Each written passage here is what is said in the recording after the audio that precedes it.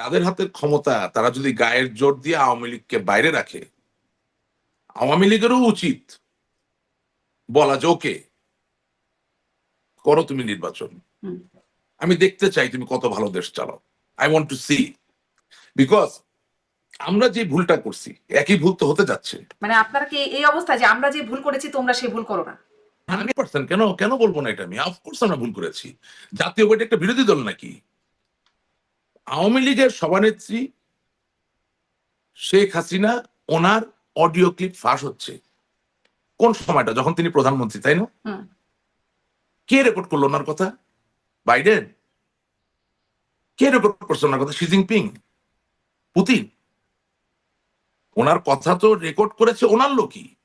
এই যে সামরিক বাহিনীর ঊর্ধ্বতন কর্মকর্তা যাদের নামে আপনার গ্রেপ্তারি পরোয়ানা ইস্যু হয়েছে, আপনি কি সত্যি মনে করেন যেখানে প্রত্যেকে দায়ী? Not at all. অন্যের দায়ে নিজেরা ফেসে গেছেন। তাহলে কারা দায়ী? আমি ওখানে স্পেসিফিক্যালি তাকে চিনি, জানি, তার সম্বন্ধে জানি যে বিভিন্ন রকম অপকর্মের সাথে জড়িত ছিল। এই যে তালিকা, তার মধ্যে তিনি আছেন? জি, তার মধ্যে আছে এবং তিনি পলাতক। Is a utmost criminal. সামরিক বাহিনী আসলে তো আওয়ামী লীগ এই গুম সংক্রান্ত বিষয়টা অস্বীকার করে রাশিদ রহমান, কিন্তু এই অপরাধ মানে যে কারণে গ্রেপ্তারি পরোয়ানা হচ্ছে সেটি গুম সংক্রান্ত অপরাধের কারণে গ্রেপ্তারি পরোয়ানা। আপনি বলছেন যে আটমোস্ট ক্রিমিনাল, কিরকম ক্রিমিনাল? আপনারা কি তাহলে মানে এই গুমের দায়টা নিচ্ছেন? আপনারা কেন জিনিসটা হবে? আমি যেই লোকের কথা বলছি উনি করেছেন, ওনাকে ওনার দায় নিতে হবে, আপনারা হবে কেন? সরকারের কোন পর্যায়ে থেকে আসলে সম্পৃক্ততা ছিল? কারণ এই গুম কমিশনের রিপোর্ট বলি বা যেই একটা ডকুমেন্টারি দেখা যাচ্ছে সেখানে সর্বোচ্চ পর্যায়ে শেখ হাসিনা এবং স্বরাষ্ট্রমন্ত্রী তাদেরকে সহ দায়ী করা হচ্ছে। এরকম অনেক অঘটন, অনেক অপরাধ সংঘটিত হয়েছে যেটা আওয়ামী লীগের নাম্বার 1 শেখ হাসিনা অগোচরে ছিল। হুম্মাম কাদের, তাদেরকে যে নেওয়া। রাশেদ রহমান, আপনাকে স্বাগত জানাচ্ছি পালস অফ পলিটিক্সে আমার আজকের আয়োজনে। অনেকগুলো ঘটনা ঘটছে বা ঘটনা হচ্ছে, একে একে আসি। শুরুতেই কদিন ধরে আলোচনার মধ্যে যে বিষয়টি আসছে যে আওয়ামী লীগের সাবেক মন্ত্রী সাবের হোসেন চৌধুরীর বাসায় ইউরোপীয় ইউনিয়নভুক্ত 3টি দেশের রাষ্ট্রদূতরা গেছেন, সাক্ষাৎ করেছেন, বেশ বড় সময় ধরে বৈঠক করেছেন। মানে যেটি প্রশ্ন উঠছে যে আওয়ামী লীগের কার্যক্রম বাংলাদেশে এখন নিষিদ্ধ। এই নিষিদ্ধ ঘোষিত বা নিষিদ্ধ কার্যক্রম নিষিদ্ধ এমন একটি দলের সাবেক মন্ত্রীর সাথে বৈঠক, কি উদ্দেশ্যে তারা বৈঠক করতে আসলেন? মানে নর্ডিক কান্ট্রির রাষ্ট্রদূতরা কেন আসলেন? তাদের উদ্দেশ্য কি থাকতে পারে? সাবের হোসেন চৌধুরীর উদ্দেশ্যটা কি? এবং আওয়ামী লীগের মধ্যে কোনো উদ্দেশ্য বা এজেন্ডা আছে কিনা আপনার কতটা জানা আছে? আপনাকে ধন্যবাদ। দেখেন, আমি উত্তরটা যতটা সম্ভব কম স্পর্শকাতর ভাবে দেওয়ার চেষ্টা করব। বাংলাদেশ আওয়ামী লীগ বর্তমানে কোনো সন্দেহাতীত ভাবে সে একটা সংকটের ভিতর দিয়ে যাচ্ছে এবং এমত অবস্থায় পরিচ্ছন্ন রাজনৈতিক ইমেজ, যেটাকে বলা হয় রাজনৈতিক ব্যক্তিত্ব বলতে, যদি ধরাছোঁয়ার মাঝে কেউ থেকে থাকেন, একজন ভদ্রলোক যাকে নিয়ে সমাজে বিতর্ক নাই, দ্যাট ইজ জনাব Saber Hossain Chowdhury, without any doubt. এখন বাংলাদেশ আওয়ামী লীগের কার্যক্রম একটি নির্বাহী আদেশের মাধ্যমে স্থগিত করা হয়েছে, দলটি তো আর নিষিদ্ধ হয় নাই। এবং বাস্তবতা হচ্ছে যে ইউরোপিয়ান ইউনিয়ন, বিশেষত ইউরোপিয়ান ভুক্ত যে দেশগুলো, তারা গণতান্ত্রিক চর্চার উপরে যথেষ্ট গুরুত্ব দেয় এবং অবশ্যই বিগত দিনগুলোতে আমরা গণতান্ত্রিক চর্চার যে মানদণ্ড সেখানে খুব ভালো করতে পারিনি বলেই তো আজকে এই অবস্থার সৃষ্টি হয়েছে। সেই জায়গা থেকে বাংলাদেশকে যদি আপনি গ্লোবাল পার্টনার হিসেবে ধরেন এবং বাংলাদেশের ভূ রাজনৈতিক গুরুত্বের জায়গাটা যদি সমুন্নত থাকে, তাহলে তারা এখন অ্যাসেস করছেন যে আগামী যে নির্বাচন নিয়ে বাংলাদেশের মানুষ উদ্গ্রীব অবস্থায় আছে, সেই নির্বাচন কতটা অংশগ্রহণমূলক, কতটা গ্রহণযোগ্য হবে। সেই জায়গা থেকে জনাব সাবের হোসেন চৌধুরী বিভিন্ন চড়াই উৎসের মধ্যে দিয়েও যেহেতু রাজনৈতিকভাবে নিজেকে একজন পরিচ্ছন্ন ব্যক্তি হিসেবে বাংলাদেশে প্রতিষ্ঠিত করতে পেরেছেন, তিনি শুধু আওয়ামী লীগের নেতা বলে আমি মনে করি না। আমি মনে করি একজন সজ্জন ভদ্র মানুষ হিসেবে তার মতামতের গুরুত্ব আছে বই কি। এবং এই যে 3জন রাষ্ট্রদূতের যে আলাপটা হচ্ছে, আমি যতটুকু জানি they are actually going through a process of assessment, অর্থাৎ বাংলাদেশের আগামী দিনের গণতান্ত্রিক যে অভিযাত্রা, সেই অভিযাত্রায় আওয়ামী লীগ কতটা প্রাসঙ্গিক আছে এবং কতটা প্রাসঙ্গিক আকারে প্রতিষ্ঠিত হতে পারে আবার নতুন করে বা আত্মপ্রকাশ করতে পারে, সেই জায়গা থেকে কিন্তু জনাব সাবির হোসেন চৌধুরী সাহেবের সাথে দীর্ঘ আলাপচারিতা হয়েছে। এবং নট অনলি দ্যাট, আমি আপনাকে এটাও বলতে চাই যে ওই 3 রাষ্ট্রদূত শুধু জনাব সাবির হোসেন চৌধুরী নয়, আরো অনেক প্রতিষ্ঠিত রাজনৈতিক ব্যক্তিদের সাথে তাদের মতো করে সাক্ষাৎ করছেন, কথা বলছেন, বোঝার চেষ্টা করছেন। রাজনৈতিক ব্যক্তিরা কি আওয়ামী লীগের নাকি অন্য দল? না না, সেটা স্পেসিফিক্যালি আপনি যদি আমাকে জিজ্ঞেস করেন আমি বলতে পারি, বাট এটা বোধহয় ঠিক হবে না, কারণ আমাকে তো মানুষ ইন কনফিডেন্স তথ্যগুলো দেয়, তো আমি সূত্রটা বলতে চাচ্ছি না। আমি যেটা বলতে চাচ্ছি যে জনাব সাবির হোসেন চৌধুরী যদি একজন আউটস্ট্যান্ডিং পার্সোনালিটিতে রূপান্তরিত হয়েছিলেন আওয়ামী লীগে, সবাই খুব ভালো বলেন, এটাই বাস্তব, একদম সরল ভাষায় বলছি। তার থেকেও বড় কথা, আপনি জানেন যে ওই যে আইপিইউ এবং আপনার যে উনি নির্বাচিত সভাপতি ছিলেন inter parliamentary unions. So that is a very important thing. So obviously, the ambassadors of these countries, they would come and pay a visit because his opinion has value. And moreover, so বাংলাদেশের ক্রাইসিসটা যখন খুব anarchy ঘিরে, তখন এই অ্যানার্কির মাঝে তো ভদ্রচিত উপদেশ, পরামর্শ, মতামতের একটা অন্যরকম মূল্য থাকবে, এটাই হচ্ছে। পাশাপাশি হ্যাঁ, বিএনপি, জামাত, এখনো জাতীয় পার্টি না, এমনকি এনসিপিরও কয়েকজনের সাথে এই রাষ্ট্রদূতরা বিভিন্নভাবে বৈঠক করছেন, আরো বৈঠক সামনে হবে। সো আবার আমাদের দলে এটা নিয়ে মিশ্র প্রতিক্রিয়া আছে। আচ্ছা, দলের প্রতিক্রিয়াটা নিয়ে একটু আসি, কিন্তু তার মানে বৈঠকের উদ্দেশ্য কি মানে একটা অন্তর্ভুক্তিমূলক নির্বাচন, আওয়ামী লীগকে কেমন করে অন্তর্ভুক্ত করা যায় এরকম একটা অ্যাসেসমেন্ট করা? কারণ দিনের শেষে তো এখন এটা কি ভাষায় বলবো আপনাকে, মানে আমরা তো নাই। সো একটা অ্যাসেসমেন্ট করা যে আগামী ইলেকশনটাকে কিভাবে গ্রহণযোগ্য করা যায়, সেই পথটা তারা অ্যাসেস করার চেষ্টা করছে। এখানে কোনো সিদ্ধান্ত হয়নি, কোনো সিদ্ধান্তের বিষয় আসলে নাই। এই অ্যাসেসমেন্টের একটা পরিকল্পনা বা মানে ধারণার মধ্যে কি রিফাইন্ড আওয়ামী লীগের যে আলোচনাটা ছিল, যেটি নিয়ে একটা সময় সেনা প্রধান কথা বলেছিলেন?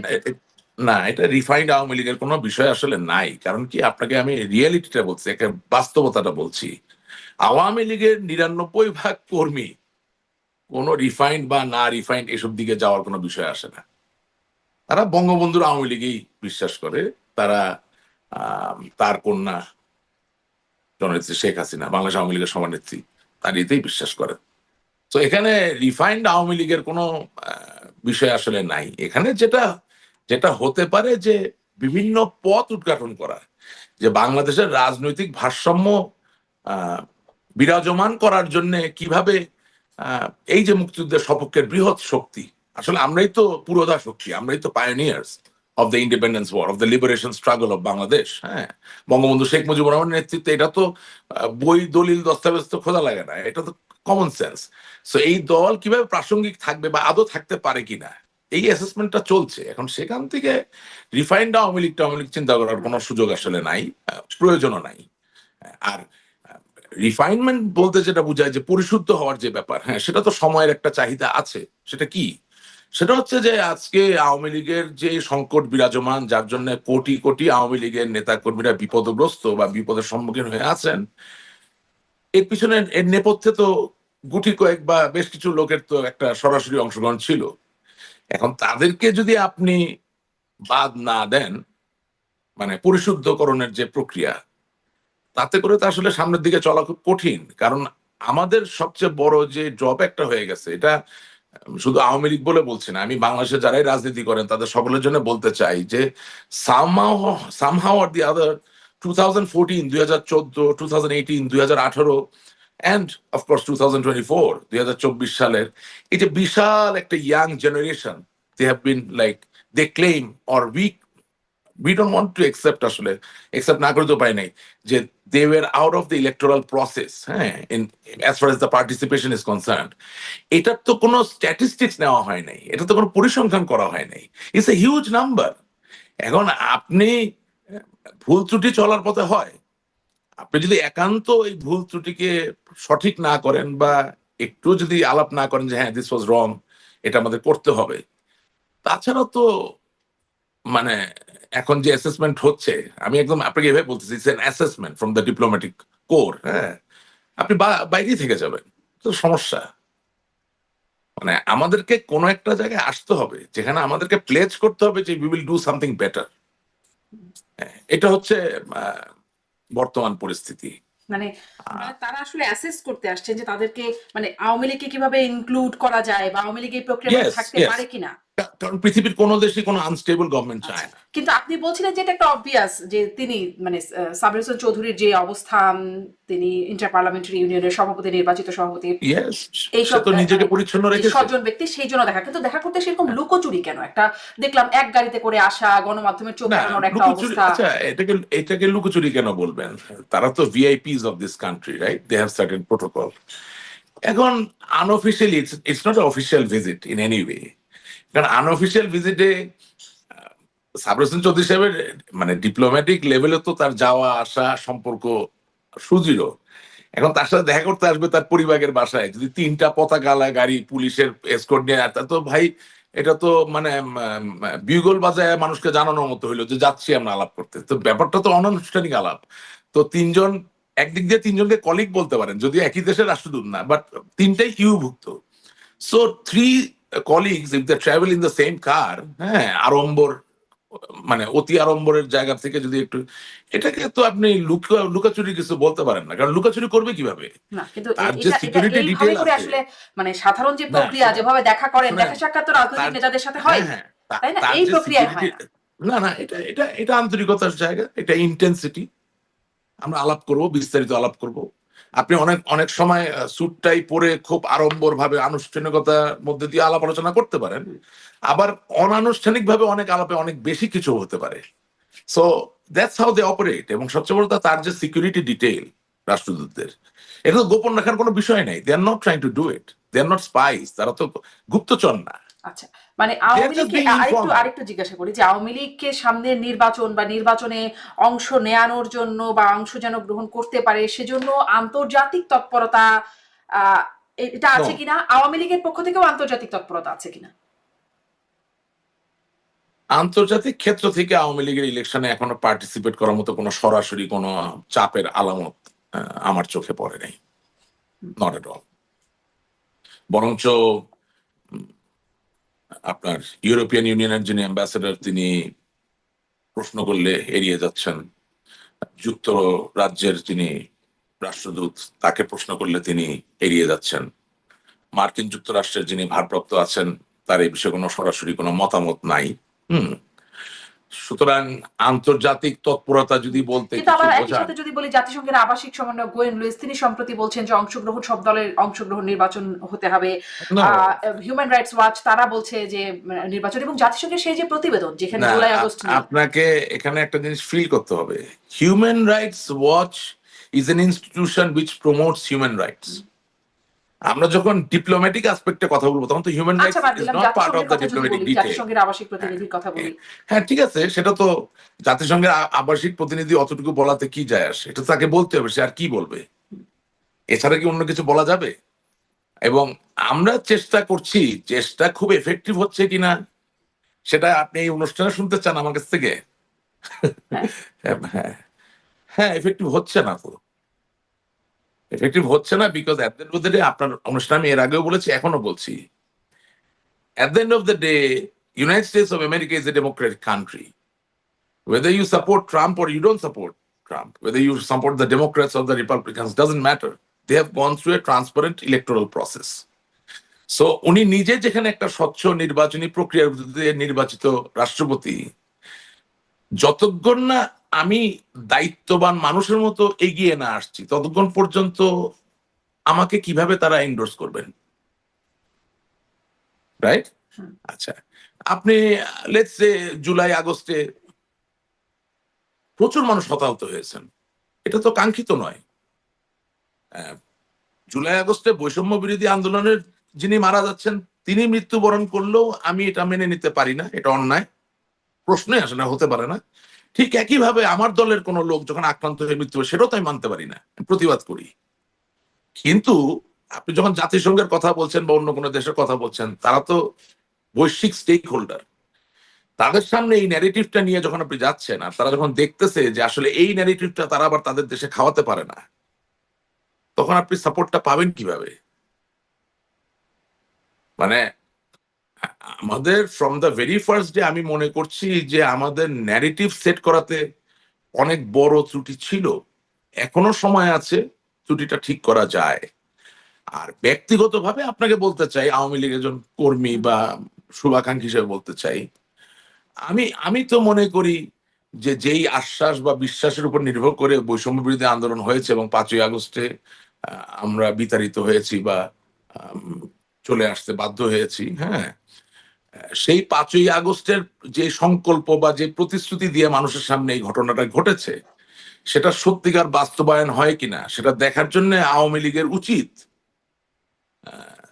আমাদের বিরোধী পক্ষকে দেশ পরিচালনা এবং নিয়ন্ত্রণের একক স্টিয়ারিং হাতে তুলে দেওয়া। হ্যাঁ, উচিত। কারণ তাহলে মানুষে বুঝবে যে ভারসাম্যটা কত বেশি প্রয়োজন। দেখেন, রাজনীতিতে ক্ষমতায় যাওয়া সবসময় গুরুত্বপূর্ণ নয়। আপনি মানুষের কাজ করবেন, দেশের কাজ করবেন, মানুষের অধিকারের কথা বলবেন, এটাই বড় ব্যাপার। দিস ইজ রাজনীতি।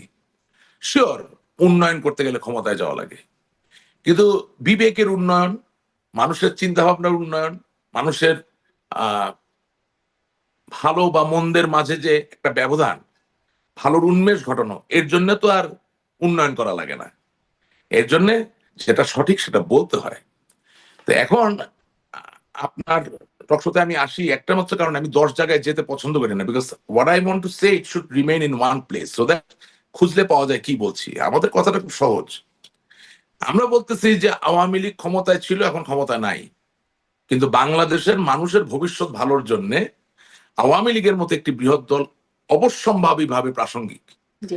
এবং কিন্তু আপনি তারে আপনি বলছিলেন যে নির্বাচন আমেরিকা থেকে এই বিষয়টা খাওয়াতে পারে না, মানে আপনাদের যে সম্প্রতি না অবদান সে পারে না, খুব খাওয়াতে পারে না, ডিফিকাল্ট। কিন্তু আপনারা না কেন আন্তর্জাতিক মহলে এটা খাওয়াতে পারছেন না? যে আমি আসলে এই প্রশ্নটা করছিলাম যে না, আপনি তো আমি আমি পারবেন না। যেমন যেমন বর্তমান বিশ্লেষকদের সাথে কথা বলি যারা প্রচন্ড আওয়ামী বিরোধী গণ অভ্যুত্থানের সময় এবং তার আগে থেকে আওয়ামী বিরোধিতা একদম সক্রিয় ভূমিকা পালন করেছে, যেমন ধরেন ডাক্তার জাহেদ, তিনি বলছিলেন যে আওয়ামী লীগ ভোট হলে সেকেন্ড লার্জেস্ট ভোট পাবে।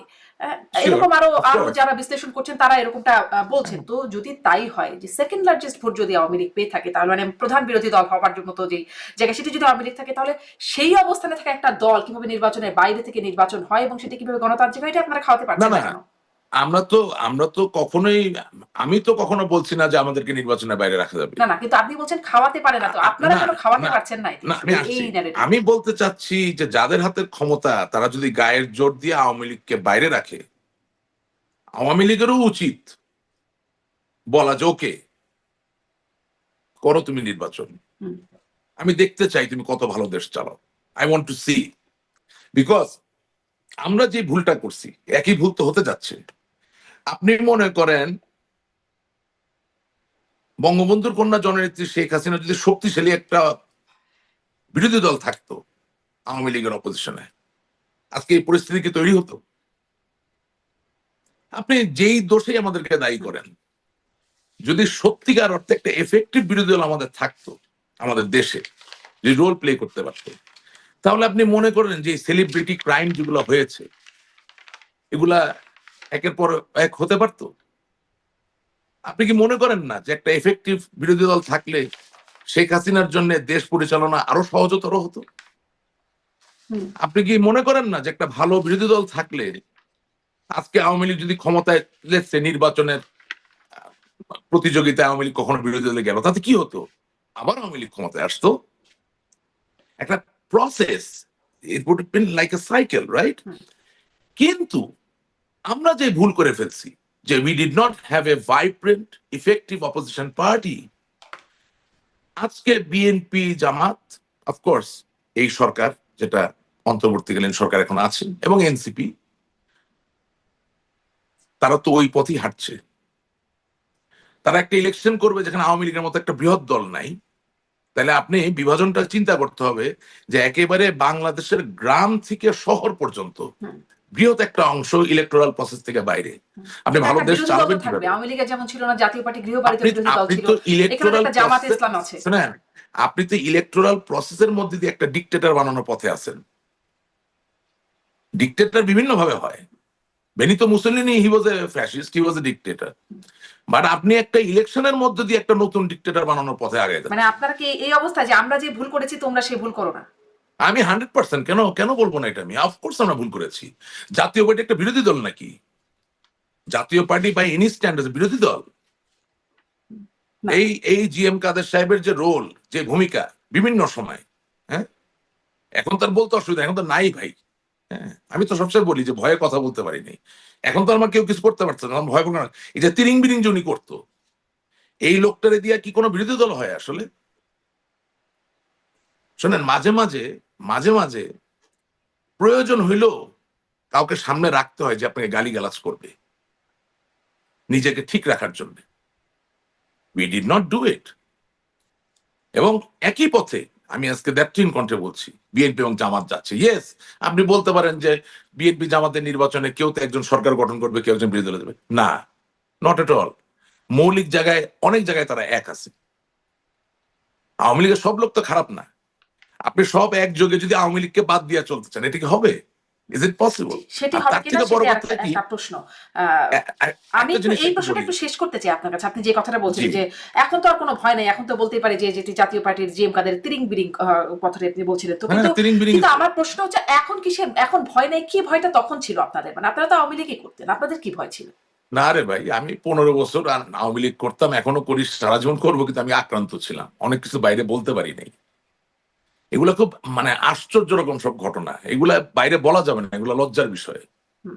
আওয়ামী লীগের নেতারাই আওয়ামী লীগের নেতাদেরকে আক্রান্ত করছেন, বিভিন্ন ভাবে অসম্মানিত করছেন। মানে আমাকে তো আর ফিজিক্যালি কিছু করতে পারে না, বিভিন্ন জায়গায় বিড়ম্বনা বিব্রত করছে। হ্যাঁ, বিকজ আমার বাবার ছায়া আমার উপরে ছিল। তিনি আওয়ামী লীগের কোষাধ্যক্ষ, বহুবার এমপি। ওনার একটা জাতীয়ভাবে একটা ভাবমূর্তি আছে, চাইলে তো আর আমাকে ফেলে দেওয়া যায় না। পারিবারিক ভাবেও তো আমরা একটা শক্ত জায়গায় সবসময় ছিলাম, কিন্তু চেষ্টা কিন্তু খুব করছে। এবং আমার দলের জাতীয় নেতা তারাই আজান দিয়ে আমার পিছনে লাগছিল। কিন্তু আওয়ার লাভ টুয়ার্ডস বঙ্গবন্ধু এবং ভাই আমার কেন থেকে লয়্যালটি আপনার টুয়ার্ডস পিছনে শেখ লাগলো? হাসিনা। এটাও একটু ছোট্ট করে শুনি, যদিও এটা ব্যক্তিগত একটা না, জায়গায় এটা আলাপচারিতা। এটা তারপরে এটা এটা হচ্ছে কি, শুনেন আপনাকে বলি, আমাদের কিছু গণমাধ্যম, কিছু থিঙ্ক ট্যাঙ্ক, কিছু রাজনৈতিক নেতারা মিলে একটা প্রেসক্রিপশনে আসলো যে বাংলাদেশে আর কোনো জাতীয় নেতা রাখা যাবে না। হ্যাঁ, এবং বাংলাদেশে নতুন করে কোনো নেতা তৈরি হতে দেওয়া যাবে না। বাংলাদেশে কোনো ভালো বক্তাকে বক্তব্য দিয়ে একটা আউটশাইন করবে এই জায়গায় যেতে দেওয়া যাবে না। This was the prescription, believe me. এবং এটার খপ্পরে আজকে আমরা পড়ে গেছি। কারণ আজকে যে সংকট, জননেত্রী শেখ হাসিনার তো নিরাপত্তাটা 1 নম্বর গুরুত্বের ব্যাপার। আজকে নিজের নিরাপত্তার জন্য উনি দিল্লিতে আছেন, কিন্তু ওনার জায়গায় যে একজন নেতৃত্ব নেবেন, আপনি একটা নেতার নাম বলেন না। আমরা নিজেরাই তো নেতা তৈরি করি নেই, ভাঙ্গা চোরা লোকজন সবগুলাকে আমরা বানাইছি নেতা। আপনি আপনি ক্যাবিনেটে দেখেন, একটা ক্যারিয়ার ওরিয়েন্টেড কোন লোক আছে? মানে ক্যারিয়ার ওরিয়েন্টেড বলতে বুঝাচ্ছি, যারা তাদের মন্ত্রী হওয়ার আগে বা রাজনীতি করার আগেই সমাধান কিভাবে দিতে হয়, সমাধান যাত্রা যারে বলে, সেই সমাধান যাত্রার মধ্যে দিয়ে স্বনামধন্য হয়েছেন, পরিচিত হয়েছেন বাংলাদেশের মানুষের কাছে, সেটা কি আছে? আপনি এন্টায়ার ক্যাবিনেট থেকে 5টা লোকের নাম বলেন না। জি, যে কিন্তু ওই যে জাতীয় নেতা তৈরি হতে দেওয়া হবে না, ভালো বক্তা, কিন্তু নেতা যে হবেন আপনাকে তো ভোটে জিতে আসতে হবে, মানে সেইখানে তো আপনাকে না, প্রমাণ করে আসতে হবে, তাই না? ভোটের রাজনীতি আসছে ওই জায়গায়, হ্যাঁ নিশ্চয়ই। ভোট যদি সঠিক হয় তাহলে তো আপনাকে জিতে আসতে হবে। আর ভোট যদি সঠিক না হয় তাহলে আপনাকে জিতে আসতে হবে, কিন্তু আপনি কিভাবে জিতে আসবেন সেটা আপনার নীতি নৈতিকতায় পড়ে কিনা, এটা একটা প্রশ্ন থাকে। আর তার থেকে বড় কথা, মৌলানা আব্দুল হামিদ খান ভাসানী জীবনে কয়টা সরাসরি নির্বাচন করছেন? কিন্তু ওনার নাম বাদ দিয়ে কি আপনি বাঙালির রাজনীতির ইতিহাস লিখতে পারবেন? রাজনৈতিক নেতা, রাজনৈতিক আদর্শ, রাজনৈতিক বিবেক, রাজনৈতিক সত্তা, এর সাথে আপনি মেম্বার, চেয়ারম্যান, এমপি হইলেন কিনা কোনো সম্পর্ক নাই। আপনি ভারতের উদাহরণ যদি নেন, প্রণব মুখার্জি প্রয়াত ভারতের রাষ্ট্রপতি, উনি জীবনে কয়টা সরাসরি নির্বাচনে জয়ী হয়েছেন? বাট আপনি ভারতের প্রগতিশীল রাজনীতির যে ইতিহাস, সেটা কি তার নাম ছাড়া লিখতে পারবেন? আপনি ধরেন আমার মুরব্বী জনাব আমির হোসেন আমুর সাহেব, উনি তো এখন জেলে আছেন। আমি দোয়া করি যাতে ওনার শরীরও খারাপ, ওনার যাতে চিকিৎসা ঠিক মতো হয়, হ্যাঁ, এবং উনি যাতে ভালো থাকতে পারেন। আমি তার উদাহরণটা কেন টানছি, কারণ আওয়ামী লীগের ভিতরে লোকে বিশ্বাস করে যে হিজ এ পলিটিক্যাল জিনিয়াস। আপনি মানে আমি তো শৈশব থেকে এই দলের কাছাকাছি সবসময়। আমি ওনার ইস্কাটনের বাসে যাইতাম, উনি সামনে একটা ধরেন পলিটিক্যাল ন্যারেটিভ দিত, এটা মন্ত্রমুগ্ধের মতো আমি শুনতাম, মানে একটার পর একটা হিসাব মিলতেছে। ওকে, তো উনি সরাসরি নির্বাচন কয়টা দিচ্ছে? সবকিছুকে নির্বাচনে আপনি সীমাবদ্ধ করবেন না। নির্বাচন দিয়ে আদর্শ তৈরি হয় না। যদি নির্বাচন দিয়ে আদর্শ তৈরি হইতো তাহলে খ্রিস্টীয় ধর্ম, ইসলাম ধর্ম, বুদ্ধ ধর্ম, কোন ধর্ম আর তার জায়গা করতে পারতো না, তো ভোটে নামতোই তো আগে। No, that's not how it happens. Sure, election is very important, but leadership does not necessarily involve direct electoral process. It can develop in other ways. আজকে দেখেন, জি জি, স্পষ্ট, আপনি মানে যে সেই ডক্টর জাহিদের লিডারশিপটা কথা, আপনাদের না মানে আপনি যে আওয়ামী লীগ ডক্টর ক্ষমতা জাহিদের কথা থাকাকালীন সময় বললেন, সেই লিডারশিপটা তৈরি হতে দেওয়া হয়নি। আপনি তো ডক্টর জাহিদের কথা বললেন, হ্যাঁ। ওনার সাথে অনেক টক শো করেছি। ওনাকে কি আপনি নেতা মনে করেন বা পলিটিশিয়ান মনে করেন? উনি তো আসলে পলিটিশিয়ান হিসেবে পরিচিত না, রাজনৈতিক বিশ্লেষক উনি হিসেবে। কি, হ্যাঁ, রাজনৈতিক বিশ্লেষক, বাট উনি তো একটা রাজনৈতিক দলের সদস্য, রাইট? মাহমুদুর রহমান মান্না সাহেবকে কি আপনি পলিটিশিয়ান মনে করেন, লিডার মনে করেন? নিশ্চয়ই। উনি কতগুলো নির্বাচন জিতেছেন। So that's not the point. Point হচ্ছে সঠিক সময় সঠিক কথা বলতে পারছেন কিনা, এবং সাহস নিয়ে যেটা বলা উচিত সেটা বলতে পারছেন কিনা, সেই জায়গা থেকে তো নেতৃত্বের জায়গাটা তৈরি হয়। এখন আমি বারবার আপনাকে বলতে চাচ্ছি, আবারও বলি, এটাকে ডাইলুট করার কোনো সুযোগ নাই। ডেমোক্রেটিক এন্ডেভারে আমরা ভুল করছি। তো সাহস নিয়ে সেই পয়েন্ট সময়টাই আপনারা বলতে পারেন নাই, কারণ আপনি বলছিলেন দলের মধ্যে না অনেক না, আমি তো অনেক এমনি ঝামেলা ছিল। আক্রান্ত ভাই, নিজে এখন যে বলতে পারছেন এই বলে কি দলের লাভ হচ্ছে না ক্ষতি হচ্ছে? শোনেন, আমি এখন তো লাভের জন্যই কথাটা বলছি, কারণ বাংলাদেশের মানুষ তো বুঝতেছে যে একটা ভ্যাকিউম তৈরি হয়ে গেছে। আওয়ামী লীগের মতো একটা দলকে যদি আপনি বাদ দেন, তাহলে আবার নতুন করে স্বেচ্ছাচারিতা দেখা দিবে। আপনি ওই ভ্যাকিউমটা সুযোগ নিতে হবে না? আর ধরেন, যদি আমি কোনো কথা ভুল বলে থাকি আপনার অনুষ্ঠানে, আমি আহ্বান জানাচ্ছি আওয়ামী লীগেরই আমার মতো অন্য কোনো সমর্থক বা নেতা, ওনারা সেটা রেফিউট করতে পারেন যে আমি এই জায়গায় ভুল বলেছি। But I know what I am talking about, because it is high time. আমাকে তো দেশে ফিরতে হবে, মানুষের জন্য ফিরতে হবে। আপনার সাথে প্রথম 5ই আগস্টের পরে যে টক শো করেছি, সেদিন আমি যা বলেছিলাম এখনো আমি আপনাকে তাই বলছি। আপনি শুনেন, একবার শুধু চিন্তা করেন এটা কত মারাত্মক ব্যাপার। আওয়ামী লীগের সভানেত্রী শেখ হাসিনা, ওনার অডিও ক্লিপ ফাঁস হচ্ছে কোন সময়টা, যখন তিনি প্রধানমন্ত্রী, তাই না? কে রেকর্ড করলো ওনার কথা? বাইডেন?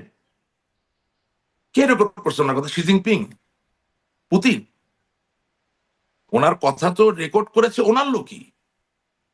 কত বড় ধৃষ্টতা এবং কত বড় ব্যর্থতা আপনি চিন্তা করতে পারেন যে দেশের প্রধানমন্ত্রীর কথা রেকর্ড হচ্ছে। তাহলে আপনি যদি এখন বলেন যে না আমি ভুল করি নাই, এটা কি হলো? আজকে যত ইমপ্লিকেটিং অডিও বের হচ্ছে, আমি দেখি ওই যে বিটিভিতে লাইভ, এই যে আপনার যে বিচার কার্য তারা করার চেষ্টা করছে, হ্যাঁ, তো সেখানে অডিও গুলা যে চালায়, তো আপনি মনে করেন আন্তর্জাতিক অপরাধ ট্রাইব্যুনালের চিফ প্রসিকিউটর কি রেকর্ডিং করছিল নাকি তখন? তো তাইলে আপনাকে তো স্বীকার করে আসতে হবে যে হ্যাঁ আমি এখানে ভুল করছি, এখানে ভুল করছি, এটা আমার ঠিক করা দরকার, রাইট? আপনি আজকে দেখেন যে এই যে সামরিক বাহিনীর ঊর্ধ্বতন কর্মকর্তা যাদের নামে আপনার গ্রেপ্তারি পরোয়ানা ইস্যু হয়েছে, আপনি কি সত্যি মনে করেন যেখানে প্রত্যেকে দায়ী? Not at all. অন্যের দায়ে নিজেরা ফেসে গেছেন। তাহলে কারা দায়ী? আমি ওখানে স্পেসিফিক্যালি একজনের নাম বলতে পারি, এটা আমি বলবো না এখন। আমি স্পেসিফিক্যালি তাকে চিনি, জানি, এবং তার সম্বন্ধে জানি যে বিভিন্ন রকম অপকর্মের সাথে জড়িত ছিল, কিন্তু সে কমান্ড স্ট্রাকচারের মাঝামাঝি থাকার কারণে তার উপরে ওই সময় যারা ছিল তারাও ফেসে যাচ্ছে। সামরিক বাহিনী কি বেছে বেছে খারাপ লোক নেয় নাকি? তারা তো একটা ওরিয়েন্টেশন, একটা রেজিমেন্টেশনের তিনি ভিত্তিতে কি আছে। তারা তো এই যে তালিকা তার মধ্যে তিনি আছেন? জি, এটা লেগে আছে, এবং তিনি পলাতক। আচ্ছা, তিনিই পলাতক। হ্যাঁ, উনি মিড লেভেল হায়ারার্কির ভিতরে ছিলেন। Is a utmost criminal. সে কিরকম ক্রিমিনাল, মানে কিরকম সামরিক ক্রিমিনাল? বাহিনীর আসলে তো আওয়ামী লীগ এই গুম বাহিনীর সংক্রান্ত বিষয়টা অস্বীকার করে রাশিদ রহমান, কিন্তু এই অপরাধ মানে যেই কারণে গ্রেপ্তারি পরোয়ানা হচ্ছে সেটি গুম সংক্রান্ত অপরাধের কারণে গ্রেপ্তারি পরোয়ানা। আপনি বলছেন যে আটমোস্ট ক্রিমিনাল, কিরকম ক্রিমিনাল? আপনারা কি তাহলে মানে এই গুমের দায়টা নিচ্ছেন হচ্ছিল, এটাকে আপনারা স্বীকার করেন? না, আপনারা কেন জিনিসটা হবে? আমি যেই লোকের কথা বলছি উনি করেছেন, ওনাকে ওনার দায় নিতে হবে, আপনারা হবে কেন? উনি ব্যক্তিগতভাবে তো করেন নাই নিশ্চয়ই। আমি কি কমান্ড স্ট্রাকচারে ছিলাম? না, উনি একা না, অবশ্যই ব্যক্তিগতভাবে কয়েকজন তো মিলেছেন। তাদের দায়টা তাদেরকে নিতে হবে এবং সেখানে কানেকশনটা তৈরি হতে হবে যে কোথা থেকে নির্দেশগুলো এসেছে, এই তো। এবং আপনাকে এতটুকু বলতে পারি, এতটুকু বলতে চাই, যখন দীর্ঘদিন আপনি ক্ষমতায় থাকবেন তখন এমন সব শক্তিধর লোক তৈরি হয় যাকে একেবারে সর্বোচ্চ পর্যায় থেকে পারমিশন নেওয়া লাগে না। আমি বুঝাতে পারছি এই কথাটা আপনাকে? মানে তার ধরেন, মানে কি আপনি মনে করেন মানে যে সর্বোচ্চ, কারণ এই মামলায় গ্রেপ্তারি পরোয়ানা জারি হওয়াদের মধ্যে সর্বোচ্চ ব্যক্তি হচ্ছেন শেখ হাসিনা, তারপরে স্বরাষ্ট্রমন্ত্রী, তাদের বিরুদ্ধেও গ্রেপ্তারি পরোয়ানা আছে, তাদের হয়েছে। সরাসরি আমি তো নির্দেশনা সম্পৃক্ততা ছিল না? না, না, আমি এটা বিশ্বাস করতে চাই না। কথাটা একদম পয়েন্ট ব্ল্যাঙ্ক পরিষ্কার। তবে তবে আমার কাছে জীবন্ত সাক্ষী এবং ঘটনা আছে যারা ওই মিড লেভেল মিড টায়ারের যে ব্যক্তির কথা আমি বলছি তাদের ডাইরেক্ট ইনভলভমেন্টের কথা স্বীকার করবেন বা স্বীকার করেন বা বলেন। এবং আমি আপনাকে এতটুকু বলতে চাই যে যেই ধরনের অপকর্মের কথা বলা হচ্ছে সেখানে খুব বেশি লোক ইনভলভ হলে কোনোদিন আপনি করতে পারবেন না, তার মানে খুব অল্প সংখ্যক লোক মিলেই কাজটা করেছে। কিন্তু হয়েছে তো, এগুলো তো অস্বীকার করার কোনো সুযোগ নেই। তাহলে সরকারের কোন পর্যায়ে থেকে আসলে আপনি সম্পৃক্ততা ছিল? কারণ এই গুম কমিশনের রিপোর্ট বলি বা যেই একটা ডকুমেন্টারি দেখা যাচ্ছে সেখানে সর্বোচ্চ পর্যায়ে শেখ হাসিনা এবং স্বরাষ্ট্রমন্ত্রী তাদেরকে সহ দায়ী করা হ্যাঁ, হচ্ছে। না, না, আপনার আমি বলছি বিশ্লেষণ যে বা আপনার না, জানাশোনা না, কি বলে? আমি শুনেন, গুম কমিশন কতটুকু বায়াসড এটা তো সুযোগ আছে, এটা নিরপেক্ষ হবে এমন কোনো কথা নেই। আমি মনে করি বায়াসড, কিন্তু আপনাকে আমি বলছি শত বায়াসড হওয়ার ভিতরেও এখানে কিছু সত্যতা আছে। এখন আপনাকে রক্ষা করার জন্য পুলিশ গুলি করছে, কেউ মারা গেছে, গুলি করেছে এটা তো সত্য, কেউ মারা গেছে এটাও সত্য। এখন আপনার যান রক্ষার্থে গুলি করেছে কিনা সেটা বিতর্কের বিষয় হতে পারে, সেটা সত্য না মিথ্যা, কিন্তু কিছুটা তো সত্য। সুতরাং কথা হচ্ছে যে যেই অভিযোগগুলো উঠেছে সেটা তো মিথ্যা নয়। আপনি বাংলাদেশে ব্যাংকের কোন একজন চেয়ারম্যান, তাকে নিয়ে কোন একজন কার্টুনিস্ট একটা কার্টুন এঁকেছেন, তাকে জেলে যেতে হয়েছে, যেতে হয়নি? হ্যাঁ, তো ঠিক আছে, সে তো ফটো জার্নালিস্ট ছিল বলে তাকে হয়তো বা খুব বেশি দিন আপনি কি বলে আটকাতে পারেন নাই। কিন্তু সেই কার্টুনিস্ট তো আমার বন্ধুর কাছে বলতেছে যে যেই হাত দিয়ে সে কার্টুন আঁকে, যেটা তো তার মেধা বা হ্যাঁ, সেগুলো মারা হচ্ছে। যে কার্টুন এঁকেছিস, আয় তোকে বুঝাচ্ছি কত cartoon. So this things have happened. এখন আপনি যদি প্রশ্ন করেন যে শেখ হাসিনা কি জানতেন, নো, উনি জানতেন না। আমি দায়িত্ব নিয়ে বলতেছি, শি ডিড নট নো। কারণ এটা তো খুব স্বাভাবিক, ধরেন আপনি একটা প্রতিদিশা টিভি চ্যানেলে ছিলেন, right? And you are one of the most successful anchor in that TV channel. আপনার অনুষ্ঠানগুলো খুবই পপুলার ছিল, রাইট? তো এখন ধরেন besides hosting, besides being a anchor, you had other clerical assignments also for the TV channel, correct? এখন টিভির যিনি চেয়ারম্যান বা যিনি এমডি, তিনি আপনার উপরে অনেক আস্থা রাখতে পারেন। সো একটা টিভি চ্যানেলও তো পলিটিক্স আছে, সেখানেও তো এমপ্লয়ি আছে, তাই না? এখন ওরা দেখতেছে যে আপনার টিভি চ্যানেলে এমডি মহোদয়, চেয়ারম্যান মহোদয় তারা আপনার উপর খুব আস্থা রাখেন। কারণ হঠাৎ করে আপনি একদিন গিয়ে বললেন, মোশাররফ সাহেব এই কাজটা একটু করেন তো, এটা এমডি সাহেব বলেছেন। তো মোশাররফ সাহেবের ঘাড়ে কয়টা মাথা যে আপনাকে প্রশ্ন করবে যে আমি এমডি কে জিজ্ঞেস করে তারপর করবো? সে তো দেখতেছে যে এমডি আপনার উপর নির্ভর করে। তো এরকম অনেক অঘটন, অনেক অপরাধ সংঘটিত হয়েছে যেটা আওয়ামী লীগের নাম্বার 1 শেখ হাসিনা অগোচরে ছিল। আমি বলতে চাচ্ছি না যে আমরা আরো কেয়ারফুল থাকতে পারতাম বা না। হুম্মাম কাদের, তাদেরকে যে নেওয়া এই বিষয়ে মানে এগুলো কি করে শেখ হাসিনা বা মানে সর্বোচ্চ পর্যায়ের অগোচরে হয়ে যেতে পারে? তারা তো আসলে হুম্মাম কাদেরকে কেন আপনি নিবেন? হুম্মাম কাদেরকে কেন নিবেন? তার বাবার আপনি বিচার করেছেন, আপনার বিচার সত্য হলে সেটা তো উনি সাজা পেয়েছেন। হুমাম কাদের কি কোন যুদ্ধ অপরাধ করছে, বা হুমাম কাদের কোথায় কারে খুন করছে, বা হুমাম কাদের কোথায় ডাকাতি করছে? ব্রিগেডিয়ার আজমি সাহেবের ব্যাপারটা ডিফারেন্ট। কেমন? উনি মিলিটারি ভিতর থেকে আমি শুনেছি উনি বিদ্রোহের ডাক দিচ্ছিলেন। That is another thing, I don't know, মানে পুরা জিনিসটা এখনো সামনে আসে নাই। But as far as I am concerned, Humam Quader কি কি করছে, এবং হুমাম কাদের কত বড় ফ্যাক্টর ছিল যে তাকে নিয়ে আপনার আটকে রাখতে হবে? মানে why would you do something like that? আজকে লেফটেন্যান্ট জেনারেল আকবর মহোদয় উনি যে কথা বললেন, রেকর্ডিংটা আমি দেখলাম, হ্যাঁ, এরা তো ধরেন committed sincere officers of Bangladesh army, হ্যাঁ, বাংলাদেশের সুরক্ষাই তো চায়, কোনোদিন খারাপ চায় নাই, কারো খারাপ চাইছে বলে আমার মনে হয় না, ব্যক্তিগতভাবে তো ওনাকে চিনি। তো উনি তো বলতেছেন যে আমি নিজে তৎকালীন প্রাইম মিনিস্টারের কাছে গিয়ে পরপর দুইবার, আপনি একটা জিনিস চিন্তা করেন, একজন মেজর জেনারেল প্রাইম মিনিস্টার বলতেছে যে অমুককে ছাড়া দরকার, হ্যাঁ। এটা অনেক সাহস লাগে। কিন্তু আজকে সে তো হি ইজ আন্ডার ইন্ডাইটমেন্ট, তাকে তো ওয়ারেন্ট ইস্যু করা হয়েছে, তাই না? তো আপনি মনে করেন ক্যামেরার সামনে তো আর কেউ এত বড় মিথ্যা কথা বলে না যে আমি গিয়েছি, আমি বলেছি, হ্যাঁ। তো পাশাপাশি তো উনি আরেকজনের ইনভলভমেন্টের কথা বলেছেন, মেজর জেনারেল তারেক সিদ্দিক, ওনার কথা তো বলেছেন না? এখন আমি যেটা বললাম যে একটা ঘটনায় আপনাকে তো পর্যায়ে পর্যায়ে সত্য যাচাই করে একটা জায়গায় পৌঁছাতে হবে।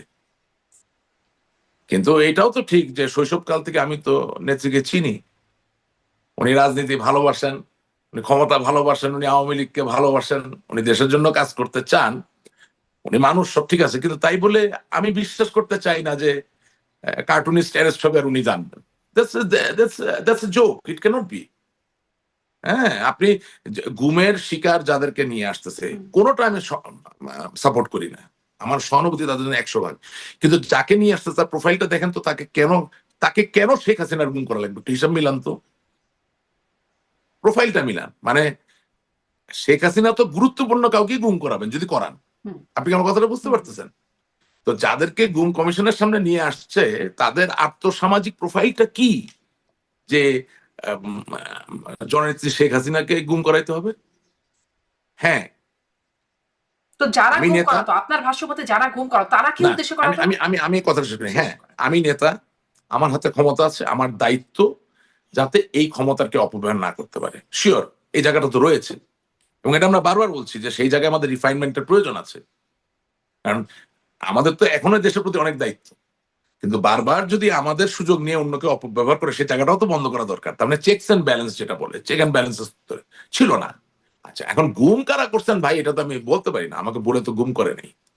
আমি এডুকেটেড অ্যানালিসিস করার চেষ্টা করি, খুব চেষ্টা করি, এবং আমি আমি গুম কমিশনের যাদের তারা ইন্টারভিউ নিচ্ছে বা ভুক্তভোগী, তাদের সবার প্রতি সহানুভূতি জানিয়ে বলি যে এটা কোনোদিন কোনো মানুষের হোক এটা আশা করি না, এবং যারা করেছে তাদের বিচার হওয়া উচিত। তবে এটাও মনে রাখবেন শারমিন, আপনার অনুষ্ঠানে তো আপনি যে কাউকে ডেকে ইন্টারভিউ নিবেন না। সো যখন আপনি দায়ী করতেছেন number 1 person of the country, সে কি আদৌ আদৌ ওই আর্থসামাজিক প্রোফাইলের লোকটাকে গুম করাতে বলতো কিনা বা বলবে কিনা, এটাও তো একটা যৌক্তিক ভাবে আপনাকে সিদ্ধান্তে পৌঁছাতে হবে। প্রবলেম হচ্ছে যে আমাদের যে কথা বলার যে জায়গাটা, এখন কি বলবো, যে ইদানিং তো রাজনীতিতে খুব খারাপ ভাষায় কথা বলে, মানে এই বলদ টলদ চারিপাশে এত বেশি হয়ে গেছে যে সঠিক সঠিক একটা অ্যাসেসমেন্ট, একটা ন্যারেটিভ আপনি যে কারো পক্ষে দিবেন সেটা দেওয়ারও লোক নাই।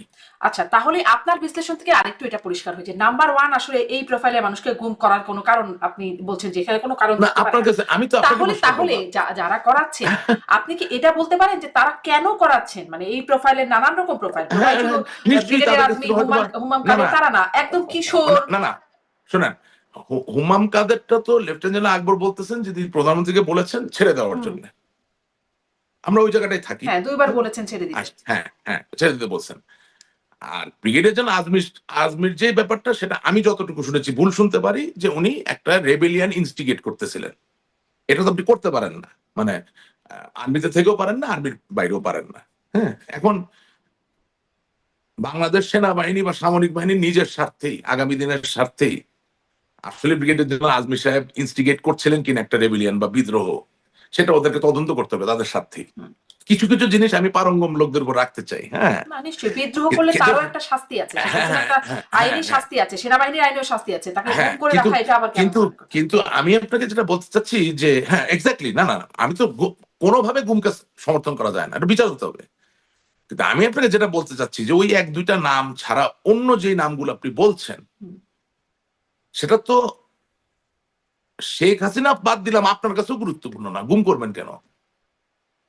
তাইলে যিনি গুম করতেছেন তার হয়তো বা কোনো স্বার্থ ছিল, সেটা তদন্ত করে দেখতে হবে। টাকা পয়সা, সহায় সম্পদ, আপাত ক্ষমতা, আপাত ক্ষমতা, আপাত সুযোগ সুবিধা, হ্যাঁ, কিন্তু সেটা সঠিকভাবে হবে, কারণ এটা তো হিসাবে মিলে না। বিকজ আপনি বাংলাদেশ আওয়ামী লীগ আব্দুর রহমান সাহেবকে ডাকেন, উনি প্রেসিডিয়াম সদস্য। আপনি মাসুদ করিম সাহেবকে ডাকেন, তিনি বাংলাদেশের প্রতিদর্শক সাংবাদিক। আপনি আনিস আলমকে ডাকেন, he is talk of the town, his courageous, he talks good, right? আপনি এনসিবির বড় বড় নেতাদেরকে ডাকতেছেন, আপনি কেন? বিকজ দে আর রেলিভেন্ট, তারা আপনার রাডারে ধরা পড়ে। যে আপনার রাডারে ধরা পড়ে না তারা তো আপনি ডাকবেন না। এখন আপনি আমার জিনিসটা নির্মমভাবে বোঝার চেষ্টা করেন যে শেখ হাসিনা কোথায়, আর যে গুম কমিশনের অন্যতম মানে যিনি একজন ইন্টারভিউ দিচ্ছেন তিনি কোথায়, এটা কিভাবে ওনার রাডারে পড়বে? So how can you accuse her? হ্যাঁ, স্টেটের রেসপন্সিবিলিটি ওনার হাতে ছিল, স্টেট, রাষ্ট্রের রেসপন্সিবিলিটি ওনার হাতে ছিল। সেটা তো অনেক বড় বিচার্য বিষয়। তাহলে তো ওই একই দায়ে তারিক জিয়া সাহেব অভিযুক্ত, হ্যাঁ, বেগম খালেদা জিয়া অভিযুক্ত। অপারেশন ক্লিন হার্ট হয়েছে, বিচার ছাড়া মানুষকে গুলি করে মেরেছে। এখন যাকে গুলি করে মেরেছে উনি কি চাঁদাবাজ ছিলেন, মাস্তান ছিলেন, না গুন্ডা ছিলেন, এটা বিচার করার দায়িত্ব যার হাতে অস্ত্র তার তো না। আপনি হলিউডে একটা মুভি আছে, এটার নাম হচ্ছে জাজ ড্রেড। হ্যাঁ, জাজ ড্রেডটা ভবিষ্যতে বলতেছে যে এমন একটা অবস্থা যেখানে কাঠামো ভেঙে পড়েছে, তাই একই ব্যক্তি, হি ইজ দ্য জাজ, উনি বিচারক, হি ইজ দ্য এনফোর্সার, অর্থাৎ তিনি অ্যারেস্ট করতে পারেন, অ্যান্ড হি ইজ দ্য এক্সিকিউশনার, মানে বিচারক নিজেই ধরতেছেন, নিজেই বিচার করতেছেন, এবং যে সাজা হচ্ছে সেই সাজাটা তিনি নিয়ে দিচ্ছেন। তো আমাদের এই যুগে তো কারো জাজ ড্রেড হওয়ার কোনো সুযোগ আসলে নাই। এটা সিলভারস্টার স্ট্যালোন বোধহয় অভিনয় করছিলেন, ভুলে গেছি। হ্যাঁ, বাট হয় কি অনেক কিছু প্রাসঙ্গিকতা চলে আসে। তা আমি বলছি যে আমরা তাহলে আবার মানে ওই ঘটনাতেই যাই যে যেই সেনা কর্মকর্তাদের নামে গ্রেপ্তারি পরোয়ানা, তারা এখন সেনা হেফাজতেও আছেন, মানে একরকম কার্যত গ্রেপ্তার হয়ে আছেন। এই অবস্থা, এর প্রভাব কেমন হবে, সেটা কেমন বলে মনে করেন? কারণ সেনাবাহিনী একটা চাপে আছে, এবং আমরা জানি সেনাবাহিনী খুবই রেলেভেন্ট, ক্ষমতায় থাকা, ক্ষমতা থেকে বেরিয়ে যাওয়া, সবখানে সেনাবাহিনীর বিভিন্ন পর্যায়ের কর্মকর্তা কর্মচারীদের সাথে আমার কথা হয়। হ্যাঁ, কারণ 5ই আগস্টের পরে এটা বলতে তো কোনো অসুবিধা নেই। বিএনপি বলেন, আওয়ামী লীগ বলেন, জামাত বলেন, জাতীয় পার্টি বলেন, সেনাবাহিনী বলেন, পুলিশ বলেন, প্রত্যেক জায়গা থেকেই মানুষ আমাকে ফোন করে বলছে যে হয়তোবা কিছু করতে পারবো না, কিন্তু আপনারা দোয়া করি যাতে আপনি ভালো থাকেন, হয়তোবা এই সংকট একদিন কেটে যাবে। কারণ রাজনৈতিক দল করা তার দোষের কিছু না, আর সবার সাথে তো আর আমরা ঝগড়াঝাটি অকারণে করি নাই। যেটা সত্য সেটা যেটুকু বলা দরকার বলেছি, যেটা কারেক্ট। অন্যায়ের সাথে ওইভাবে আমার মনের অজান্তে হয়তো ভুল ত্রুটি করতে পারি, অন্যায় করতে পারি, বাট জেনে শুনে I have not committed any crime, জেনে শুনে। সো সেনাবাহিনীর যারা কর্মকর্তা আছেন, সম্মানিত কর্মকর্তা, ওনাদের অনেকের সাথে কথা হয়। হ্যাঁ, প্রবলেমটা হয়ে গেছে কি, ওনাদের ভিতরে একটা ধারণা হয়েছে যে বৈষম্য বিরোধী আন্দোলনে আমরা সেনাবাহিনীকে জনগণের মুখোমুখি করে ফেলেছিলাম এবং তারা এটাতে খুশি না। তাদের বক্তব্য হচ্ছে যে আমরা তো সেনাবাহিনীতে চাকরি করি, এটা আমাদের ক্যারিয়ার। আমি আপনাকে একটা সেনা কর্মকর্তার লাইফটা বলি, দেখলে কিন্তু মনে হয় খুব আরামে আছে, দামি জলপাই রঙের গাড়িতে চড়ছে, সেনাবাহিনীর মানে দেওয়া বড় বাসায় থাকছেন, হ্যাঁ, সেলুট পাচ্ছেন। বাট নো, সেনাবাহিনীতে একজন সেনা কর্মকর্তা একা না, তার স্ত্রী এবং তিনি, দ্য ফ্যামিলি ইটসেলফ। একজন সেনা কর্মকর্তার ঘরে যদি অশান্তি থাকে, তিনি যদি তার বাবা মার সাথে খারাপ ব্যবহার, তার প্রমোশন হবে না, জানেন? It is such a difficult job. চুন মানে পান থেকে চুন খসলে ভাই প্রমোশন নষ্ট হয়ে যায় একজন সেনা কর্মকর্তার। সেখানে তাদের ভাষ্যটা হচ্ছে যে ভাই আমরা আসছি দেশের কাজ করতে, তো আমাদেরকে জনগণের মুখোমুখি করা হলো কেন? তো এখন আপনি জানবেন যে যখন কোনো যুদ্ধে সেনাবাহিনীর সদস্যদেরকে মোতায়েন করা হয়, তার আগে কিন্তু একটা মোটিভেশনাল ডেলিভারি বা স্পিচ দেওয়া হয়। কেন? ওই যুদ্ধের বা ওই সংঘর্ষের যে নৈতিকতার জায়গাটা, এটা মানে অফিসার এবং সৈনিকদের ভিতরে ট্রান্সমিট করা হয়, সো দ্যাট উনি ওই বুকের সাহস, ওই বিবেকের শক্তি নিয়ে উনি যুদ্ধটা করতে পারেন। হ্যাঁ, একটা উদ্দেশ্য নিয়ে, ঠিক আছে না? তো 1971 সালে স্বাধীনতা যুদ্ধে আপনি মনে করেন বাংলাদেশের সেনাবাহিনীর যারা অকুতোভয় বীর সেনানী ছিলেন, হ্যাঁ, এবং 30 লক্ষ শহীদ যারা হয়েছে, সবাই তো সম্মুখ, বা যারা করেছেন তাদেরকে তো একটা ন্যারেটিভ দেওয়া হয়েছিল যে আমার মাতৃভূমিকে আমি মুক্ত করব, আমার মা, আমার বোন তার সম্ভ্রম রক্ষা করার জন্য, আমার বাবা আমার ভাইয়ের হত্যার প্রতিশোধ নেওয়ার জন্য, একটা লাল সবুজের পতাকা, একটা নতুন স্বপ্নকে বাস্তবতায় রূপান্তরিত করার জন্য যুদ্ধ করেছিলেন। That is the motivational speech. এখন কথা হচ্ছে যে আপনি কমান্ড স্ট্রাকচারে আপনি বৈষম্য বিরোধী আন্দোলনে যে সেনাবাহিনী মোতায়েন করলেন সেখানে কি আপনি মোটিভেট করতে পারছেন বা করা কি উচিত ছিল? এগুলো বিতর্কের বিষয়।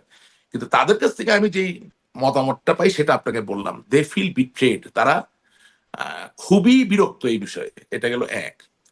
2 নাম্বার হচ্ছে যে দেখেন, আমরা সবসময় বড় বড় অফিসারদের কথা বলি, but in the military or in the air force or in the navy for that matter, without your soldier, without your corporal, without your sergeant, you are nothing. Believe me, আপনি আপনার সৈনিক ছাড়া কিচ্ছু না, আপনি একটা বড় শূন্য। দের ইজ এ রেসপেক্ট, একটা প্রসেস আছে, বুঝলেন? এখন সেনাবাহিনীর যারা সৈনিক তাদের সাইকোলজিতে তো আমরা বুঝতে পারি নাই। কারণ আপনি দেখেন বাংলাদেশের সেনাবাহিনীর কোন সৈনিকের কিন্তু দুর্নীতি করার কোনো সুযোগ নাই। তিনি সৈনিক, তিনি প্রশিক্ষণপ্রাপ্ত, তিনি সেনাবাহিনীর কাজ করছেন। তার জীবনের একটা খুব আকাঙ্ক্ষার জায়গা হচ্ছে যে তিনি জীবনে ন্যূনতম 1 বার বা 2 বার জাতিসংঘের মিশনে যাবেন। তিনি তার বেতনের 3 গুণ বা 4 গুণ ওই যে কয়টা দিন বাইরে থাকবেন আয় করবেন। সেটা দিয়ে তিনি যখন রিটায়ারমেন্টে যাবেন তিনি তার আত্মসম্মানপূর্ণ, আত্মমর্যাদায় পূর্ণ একটি জীবনকে নিশ্চিত করবেন। কিছু ঘর বাড়ি, হয়তো ছোটখাটো ব্যবসা, কিছু জমি টমি, এটা তাদের জন্য খুব ইম্পর্টেন্ট একটা ফ্যাক্টর। এখন মনে করেন আপনি যদি মোটিভেশনটা ঠিক মতো তৈরি না করে যদি তাদেরকে মাঠে নামায় দেন, তাহলে তো সৈনিকরা তার অফিসারকে রিলেশন কিন্তু খুব যার ট্রান্সপারেন্ট। কারণে আপনি বলছেন তারা মানে বিট্রেড, ইয়েস স্যার, তারা হ্যালো একটা স্যার শুধু বিট্রেড না ফিল কিন্তু তাদের মধ্যে আছে। আমি তো শোনেন, এই প্রশ্নটা করছিলাম যে বর্তমানে সৈনিক না, আমি বলি এখন একজন মেজর সাহেব বা একজন ক্যাপ্টেন সাহেব, তার সাথে আমি কথার কথা বলছি, আমি তো সব জানি না। মানে ধরেন 30 জন সৈনিক যদি বলে স্যার আমার গুলি করতে মন চায় না, কি করবে মেজর সাহেব, ক্যাপ্টেন সাহেব? মানে মুখোমুখি একটা জায়গায় পড়ে গেছে। এগুলো তো হইতে দেওয়া যাবে না। এটা আওয়ামী লীগ বলে না, আমি সব সরকারের ক্ষেত্রে বলতেছি যে সেনাবাহিনীকে ছাইড়া দেন ভাই, এগুলোর ভিতরে ইউজ করেন না। Let them do their job, give them honour, give them dignity, let them perform the way they perform. দেশকে ভালো রাখার জন্য, সুরক্ষিত রাখার জন্য তাদের যে স্কোপ, তাকে ওই তাদের কাজটা করতে ডিগনিটি দিতে নিয়ে হবে। কাজ করতে দেন, এটা আপনি বলছেন। এবং অ্যাবসলিউটলি, আমি অ্যাবসলিউটলি। আসলে এবং এখানে আপনি এই প্রশ্নটা দেখেন, আমি একটু প্রশ্ন করতে চাই শুনেন, রাশেদ এত রহমান। সংস্কার আমি নিয়ে আলাপ হচ্ছে। বর্তমান সময়ের প্রশ্নটা করতে চাই যে সেনাপ্রধান ফেব্রুয়ারিতে একটা অনুষ্ঠানে বলেছিলেন, একটা আয়োজনে অ্যাড্রেস করেছিলেন তিনি, যে বর্তমানে RAB, BGB, DGFI, NSI panicked, বিভিন্ন দোষারোপ, গুম, খুন ইত্যাদি তদন্ত চলছে। অবশ্যই দোষীদের বিচারের আওতায় আনতে হবে, এমন ভাবে কাজটা করতে হবে যেন এই অর্গানাইজেশনগুলো আন্ডারমাইন্ড না হয়। এই অর্গানাইজেশনগুলোকে আন্ডারমাইন্ড করে যদি মনে করেন আপনি শান্তি শৃঙ্খলা, মানে দেশের শান্তি শৃঙ্খলা বিরাজ করবে, আপনারা সবাই শান্তিতে থাকবেন, সেটা সম্ভব না। আমি আপনাদের পরিষ্কার করে বলে দিচ্ছি, আমি তাকে কোট করলাম, এটি তার বক্তব্য। মানে আপনারা শান্তিতে থাকতে পারবেন না, দেশের বর্তমান পরিস্থিতি থাকবে না, মানে এই যে একটা বার্তা, হুঁশিয়ারি। এখন যে প্রক্রিয়ায় তাদের বিচার চলছে, সেনাপ্রধান চাপে আছেন, এটা জানা যাচ্ছে। সেনাবাহিনীর মধ্যে একটা এই বিষয়টা নিয়ে অস্বস্তি বা অস্থিরতা কাজ করছে। এর ইম্প্যাক্টটা, প্রভাব কেমন হবে? আওয়ামী লীগ এটাকে কেমন ভাবে নিচ্ছে? এটা ভুল ধারণা, সেনাবাহিনীর ভিতরে কোনো অস্বস্তি নাই। আমি এই ধরনের গুজব বা এই ধরনের ইররেসপন্সিবল বিচার প্রক্রিয়া চলছে, তাতে কোনো অস্বস্তি নেই সেনাবাহিনীতে। আপনার অনুষ্ঠানের মাধ্যমে আমি এটা ক্যাটেগরিক্যালি এটা প্রতিবাদ জানাই। হ্যাঁ, না, নাই। এটার অনেকগুলো কারণ আছে। এটার কারণ হচ্ছে যে যাদের বিচার চলছে তাদের অনেকেই খুব জনপ্রিয় কমান্ডার বা জেনারেল ছিলেন। কিন্তু আপনাকে যদি একটা সময় ডাইরেক্ট কমান্ড থেকে সরিয়ে অন্য কোনো দায়িত্ব দেওয়া হয়, ওই আগের সেই জনপ্রিয়তার জায়গাটা ধরে রাখা সম্ভব না। কারণ এটা তো একটা ডাইনামিক সিচুয়েশন। নতুন সোলজার আসছে, পুরানো সোলজার যাচ্ছে, নতুন অফিসার আসছে, পুরানো অফিসার যাচ্ছে, right? So this people who have been indicted, আমি আবারও বলছি, তাদের ভিতরে অনেকেই আছেন নির্দোষ, আমি বিশ্বাস করি, আবার দোষী ব্যক্তিও আছেন। কিন্তু কমান্ড স্ট্রাকচারে জনপ্রিয়তার যে জায়গাটা, সেই জায়গায় তারা এখন নাই। সুতরাং আপনি যেটা বলতেছেন এটা মনে হয় না সঠিক। এবং অ্যাকচুয়ালি ক্যারিয়ার, এই যে আপনি যেটা বললেন যে আপনি বিশ্বাস করেন অনেকে নির্দোষ আছেন, নির্দোষ ব্যক্তিরা যে এখন এই আইনের কারণে চাকরি হারাবেন, যে আইনের যে আমি এখানে কারো ওকালতি করবো না, আমি সহজ কথা বলতে চাই। কোন সৈনিক কোনোদিন অবসরপ্রাপ্ত হওয়ার পরে ব্র্যান্ডেড হইতে চায় না যে আওয়ামী লীগের সৈনিক আর বিএনপির সৈনিক। নিশ্চয়ই আপনি আমার উত্তরটা পাইছেন? কোন সেনা কর্মকর্তা মানে কর্নেল হিসাবে রিটায়ার করলেন, উনি চান না এবার ব্র্যান্ডেড হইতে যে উনি তো আওয়ামী লীগের কর্নেল বা উনি বিএনপির কর্নেল। সো সেই সম্ভাবনা তৈরি হয়ে গিয়েছিল বা হচ্ছে, সেটা থেকে এরা বেরিয়ে আসতে চায়। সেটাতে প্রতিক্রিয়া থাকতে পারে, আলাপ আলোচনা থাকতে পারে, কিন্তু কোনো অস্বস্তি নাই। কি অস্বস্তি? দুঃখিত হচ্ছেন যে ইয়েস আমাদের সিনিয়র কলিগ, তাদের নামে গ্রেপ্তারি পরোয়ানা, যেখানে আপনি একটা চিন্তা করেন যে general Harun, major general Harun যিনি মারা গেছেন, সেনাপ্রধান ছিলেন। বাংলাদেশের ইতিহাসে কোনোদিন কোন সাবেক সেনাপ্রধানের নামে গ্রেপ্তারি পরোয়ানা বা জামিন নিতে হয়েছে আপনি শুনেছেন জেলেও কোনোদিন? ছিলেন তিনি। না, জেলও ছিলেন। তো এটা কি আপনি মনে করেন না যে একজন সাধারণ সেনা কর্মকর্তার মনে কষ্ট দেয়? কষ্ট পাওয়া এক জিনিস, আর না মেনে নেওয়া আরেক জিনিস। তো কষ্ট তো পাচ্ছেন, না স্বাভাবিক। একসাথে মার্চ পাস্ট করেছেন, একসাথে বিএমএ লং কোর্স হোক শর্ট কোর্স শেষ করেছেন, একসাথে সম্মান দিয়ে স্যার বলেছেন, সেলুট করেছেন, যারে আপনি দেবতার মতো সম্মান করছেন, এখন শুনতেছেন তার নামে গ্রেপ্তারি বর্ণনা, সে নাকি জেলে যাবে। কষ্ট তো পাবে, বাট ইনস্টেবিলিটির যে ইঙ্গিত আমি মনে করি না এটা আছে। এবং আমি আওয়ামী লীগের একজন সমর্থক হিসেবে মনে করি তাহলে মানে এই ধরনের কিন্তু এই কোন নিয়ে কিন্তু জিনিসে কথা হয়েছে, এটা এখনকার কথা না যে ইনস্টেবিলিটি বা মানে অস্বস্তির যে ব্যাপারটা। কারণ মানে আমাদের সেনাপ্রধান কোনোভাবে কিছুদিন আগে আপনি খেয়াল করেছেন প্রধান বিচারপতির সাথে দেখা করেছেন, নজিরবিহীন ঘটনা যেটি মানে তখনও আলোচনা হয়েছে যে এই বিচার কাজগুলো যেন আইসিটিতে না হয়, না এজন্যই একটা দেখা সাক্ষাৎ, না যদিও জানা যায়নি কি কারণে। না, এটা নজিরবিহীন ঘটনা না, ইউ আর রং। এটা আচ্ছা। নজিরবিহীন ঘটনা এই কারণে না যে হুসেইন মোহাম্মদ এরশাদ যখন আহ, বাংলাদেশ সামরিক বাহিনীর প্রধান হিসেবে যখন ক্ষমতা কুক্ষিগত করলেন, তখন তো প্রধান বিচারপতির সাথে তার দেখা সাক্ষাৎ হয়েছে। মেজর জেনারেল জিয়াউর রহমান যখন সেনাবাহিনী থেকে ক্ষমতা গ্রহণ করলেন বা নিয়ে নিলেন, ক্ষমতা গ্রহণ করার পর রাশিক রহমান, না না হ্যাঁ, আর right, ইনি আমি একজন ওখানে শুধুই আসছি। সেনাপ্রধান। না না, আমি ওই জায়গায় আসছি, এটা না বলতে ভুল হয়ে যাবে। হ্যাঁ, পার্থক্য কি, ওনারা ক্ষমতা নিয়েছেন, নেওয়ার আগেই প্রধান বিচারপতির সাথে ইন্টিমেশন হয়েছে, কথাবার্তা হয়েছে। আর এখানে উনি ক্ষমতা নিচ্ছেন না, এটুকুই ডিফারেন্স। এটা তো বিশাল ডিফারেন্স। বা না, বিশাল ডিফারেন্স না তো। না না, বিশাল ডিফারেন্স না তো। এটার কারণটা হচ্ছে যে এই যে বর্তমান যে অন্তর্বর্তীকালীন সরকার, পুরাটার যে ভিত্তি, সেই ভিত্তি তো প্রধান বিচারপতির কাছ থেকে এসেছে। এখন বর্তমান আর পূর্ববর্তী এভাবে আলাদা করবেন না। মানে এই সরকারের যে লেজিটিমেসির যেটুকু, আমি লেজিটিমেট মনে করি না, কিন্তু যেটুকু, এবং সেনাবাহিনীর যেই ভূমিকা, তার পুরোটাই কিন্তু এসেছে প্রধান বিচারপতির জায়গা থেকে। সুতরাং দেখা হইলে এটা নজিরবিহীন এটা তো এটাকে এক ধরনের রিভিশনও বলতে পারেন, এক ধরনের রিভিশনও বলতে পারেন, because there is a constitutional vacuum. আচ্ছা, বাংলাদেশের যিনি মহামান্য রাষ্ট্রপতি, নাই, বাংলাদেশের যিনি মহামান্য রাষ্ট্রপতি, তিনি কোথায়? খবর নাই। হ্যাঁ, বাংলাদেশের সংসদের একটা স্পিকার ছিল, সংসদ ভেঙে গেছে, স্পিকার নাই। এগুলো তো কনস্টিটিউশনাল পদ, correct? So there is a constitutional vacuum. So constitutional vacuum যদি তৈরি হয়, তাহলে জানমান দেশ সার্বভৌমত্ব রক্ষার দায়িত্ব যাদের উপরে অর্পিত, তারা দেখা সাক্ষাৎ করবে, কথাবার্তা বলবে। এটা নজিরবিহীন কেন হবে? তাছাড়া আপনি সামনে আগাবেন কিভাবে? How do you resolve problems? জি, কিন্তু সামনে আগানোর জন্য আসলে কথাটা কোন আইন উপদেষ্টা তখন আবার বলছিলেন যে এরকম কিছু ঘটে নাই, আর ঘটলেও তিনি জানেন না। যাই হোক, সেটি এখন আলোচনার বিষয়বস্তু না। আমি একটু এই আলোচনায় আসি, তার মানে এখানে কোনো অস্বস্তি আপনি দেখছেন না। এটি আলোচনা হচ্ছে। জনাব বাকরুজ্জামান তো অনানুষ্ঠানিকভাবে বেগম খালেদা জিয়ার সাথে ওনার স্ত্রী বলে দেখা মির্জা করেছিলেন। ফখরুল ইসলাম আলমগীরের সাথে ওই সময় দেখা করেছেন, এরকম খবর আছে। না, তা তাইলে প্রতিরক্ষা বিষয়ক যিনি উপদেষ্টা, যার হাতে প্রতিরক্ষা, উনি কি বলেছেন যে আমি জানতাম? সবকিছু আনুষ্ঠানিক ভাবে হবে এমন কোন জিনিসটাই তো এখন একটা স্ট্রাকচারের বাইরে এন্টায়ার সিচুয়েশনে। তা আপনিও বুঝতেছেন, আমিও বুঝতেছি। আমরা সব আমাদের বোদ্ধার রাজনীতিবিদরা শুধু সারাদিন ধরে সংবিধান সংবিধান সংবিধান। আরে ভাই, জনগণের উপর তো আর কোনো সংবিধান নাই। জনগণ চাইলে আপনাকে জানার বাইরে যখন হয়ে যাচ্ছে, তখনই আসলে প্রশ্নগুলো হচ্ছে। আমি একটু মেইন পয়েন্টে যাই, রাশিক রহমান। আমি অনেকক্ষণ কথা বলছি, একটু মেইন আরো দুটো পয়েন্ট বাকি রয়ে গেছে। সেটি হচ্ছে এই বিষয়টি শোনা যাচ্ছে শেখ হাসিনা দ্রুতই ফিরবেন দিল্লিতে। তার একটা ছোট্ট ভিডিও চিত্র দেখা যাচ্ছে যেখানে তিনি হাত নাড়ছেন কোন একটি ভবন থেকে।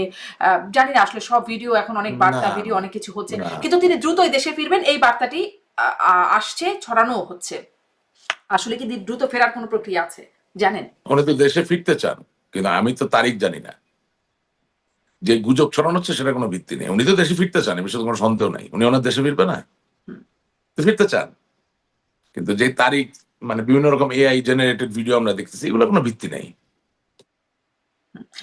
তিনিও বলেছিলেন যে মানে যে দেশে যে পরিস্থিতি মনে রাখবা গেরিলা যুদ্ধের মাধ্যমে স্বাধীন হয়েছে, সেদিকে যেতে মানে সেইটা মনে রাখতে বলছেন এবং সেভাবেই আগাতে বলছেন। সম্প্রতি নিঝুম মজুমদারকে শুনছিলাম যে সশস্ত্র বিপ্লবের কথা তিনিও একটা জায়গায় উল্লেখ করছিলেন। মানে আপনাদের কি মাথায় এরকম কোনো নির্দেশনা কিছু কি আছে? আচ্ছা, একটু একটা কথা বলে ওখানে যাচ্ছি। আসলে হয় কি, একজন ভিআইপি তিনি কি 4 মাস আগে ডেট দেয় যে আমি অমুক তারিখে যাচ্ছি? সো এটা নিয়ে আলাপ করার কিছুই নেই। মানে সোশ্যাল মিডিয়া আসলে হচ্ছে কি একটা মকারির জায়গা হয়ে গেছে। মানে এমন সব উল্টাপাল্টা সব আসে, এগুলো কোনো লজিক নাই। If you dig inside, dig deep enough, you'll see there's no logic, no rational behind it. এখন দেখেন নিজুম মজুমদার বা অন্যদের যাদের কথা, তারা তো দিনের শেষে আমাদের এই দলের শুভাকাঙ্ক্ষী, সমর্থক। তাদের চেষ্টাটাকে তো আমি অ্যাপ্রিসিয়েট করি, বাট কি বলবেন আর কি বলবেন না, একটু এটা তো একটা লিডারশিপ থেকে আসা দরকার। হ্যাঁ, গেরিলা যুদ্ধ কেন করবেন? আমি তো কিছু বুঝতেছি না। গেরিলা যুদ্ধ কেন করতে হবে? আপনি আন্দোলন করেন না কেন? আন্দোলন কি গেরিলা যুদ্ধের থেকে কম? হুম, কিসের গেরিলা যুদ্ধ? আপনি পারবেন বাংলাদেশে গেরিলা যুদ্ধ এখন করতে? এটা কি হবে? বৈশ্বিক বাস্তবতা কি তাই বলছে? It's not possible. আপনি ভারত শেখ হাসিনা নিজের তো মনে প্রয়োজনেই করে তো, দিচ্ছেন, মনে শুনেন, মনে ভারত রাখবেন নিজের গেরিলা যুদ্ধে প্রয়োজন, আমি আপনাদের আজকে সাথে আপনাকে হয়েছে। বলতেছি, আমি আপনাকে বলছি, ভারত নিজের প্রয়োজনে বাংলাদেশের কোনোদিন কোনো গেরিলা যুদ্ধ হতে দিবে না। কারণ ভারতের এই যে সেভেন সিস্টার, এখানে যেই পরিমাণ সমস্যা তারা এখন কি বলে মুখোমুখি হয়, তাহলে গেরিলা যুদ্ধ তো আর মাটির ভিতর থেকে হয় না, কোন এক জায়গা থেকে আসতে হয়। সে তো ম্যানেজ করতে পারবে না এই এই সিচুয়েশনকে। এবং আমি আপনাকে একটা কথা বলছি, আওয়ামী লীগ আওয়ামী লীগের জায়গা থেকে প্রতিষ্ঠিত হবে, আওয়ামী লীগ আওয়ামী লীগের জায়গা থেকে বাংলাদেশে ফিরবে। একটা ছোট বিনীত আহ্বান আপনার মাধ্যমে করতে চাই যে আমরা নিজেরা বেশি বুঝে যেই গুজব গুলা ছড়াচ্ছি, এতে আওয়ামী লীগের বিশ্বাসযোগ্যতা এবং গুরুত্বের যে জায়গাটা এটা আমরা নষ্ট করে ফেলছি।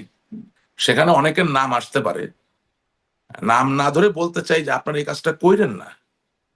কারণ আওয়ামী লীগ বলেছিল দেশ স্বাধীন হবে, দেশ স্বাধীন হয়েছে। আওয়ামী লীগ বলেছিল হুসেন মোহাম্মদ এরশাদ বিতাড়িত হবে, বিতাড়িত হয়েছিল। আওয়ামী লীগ খুব শক্তিশালী একটা সত্তা।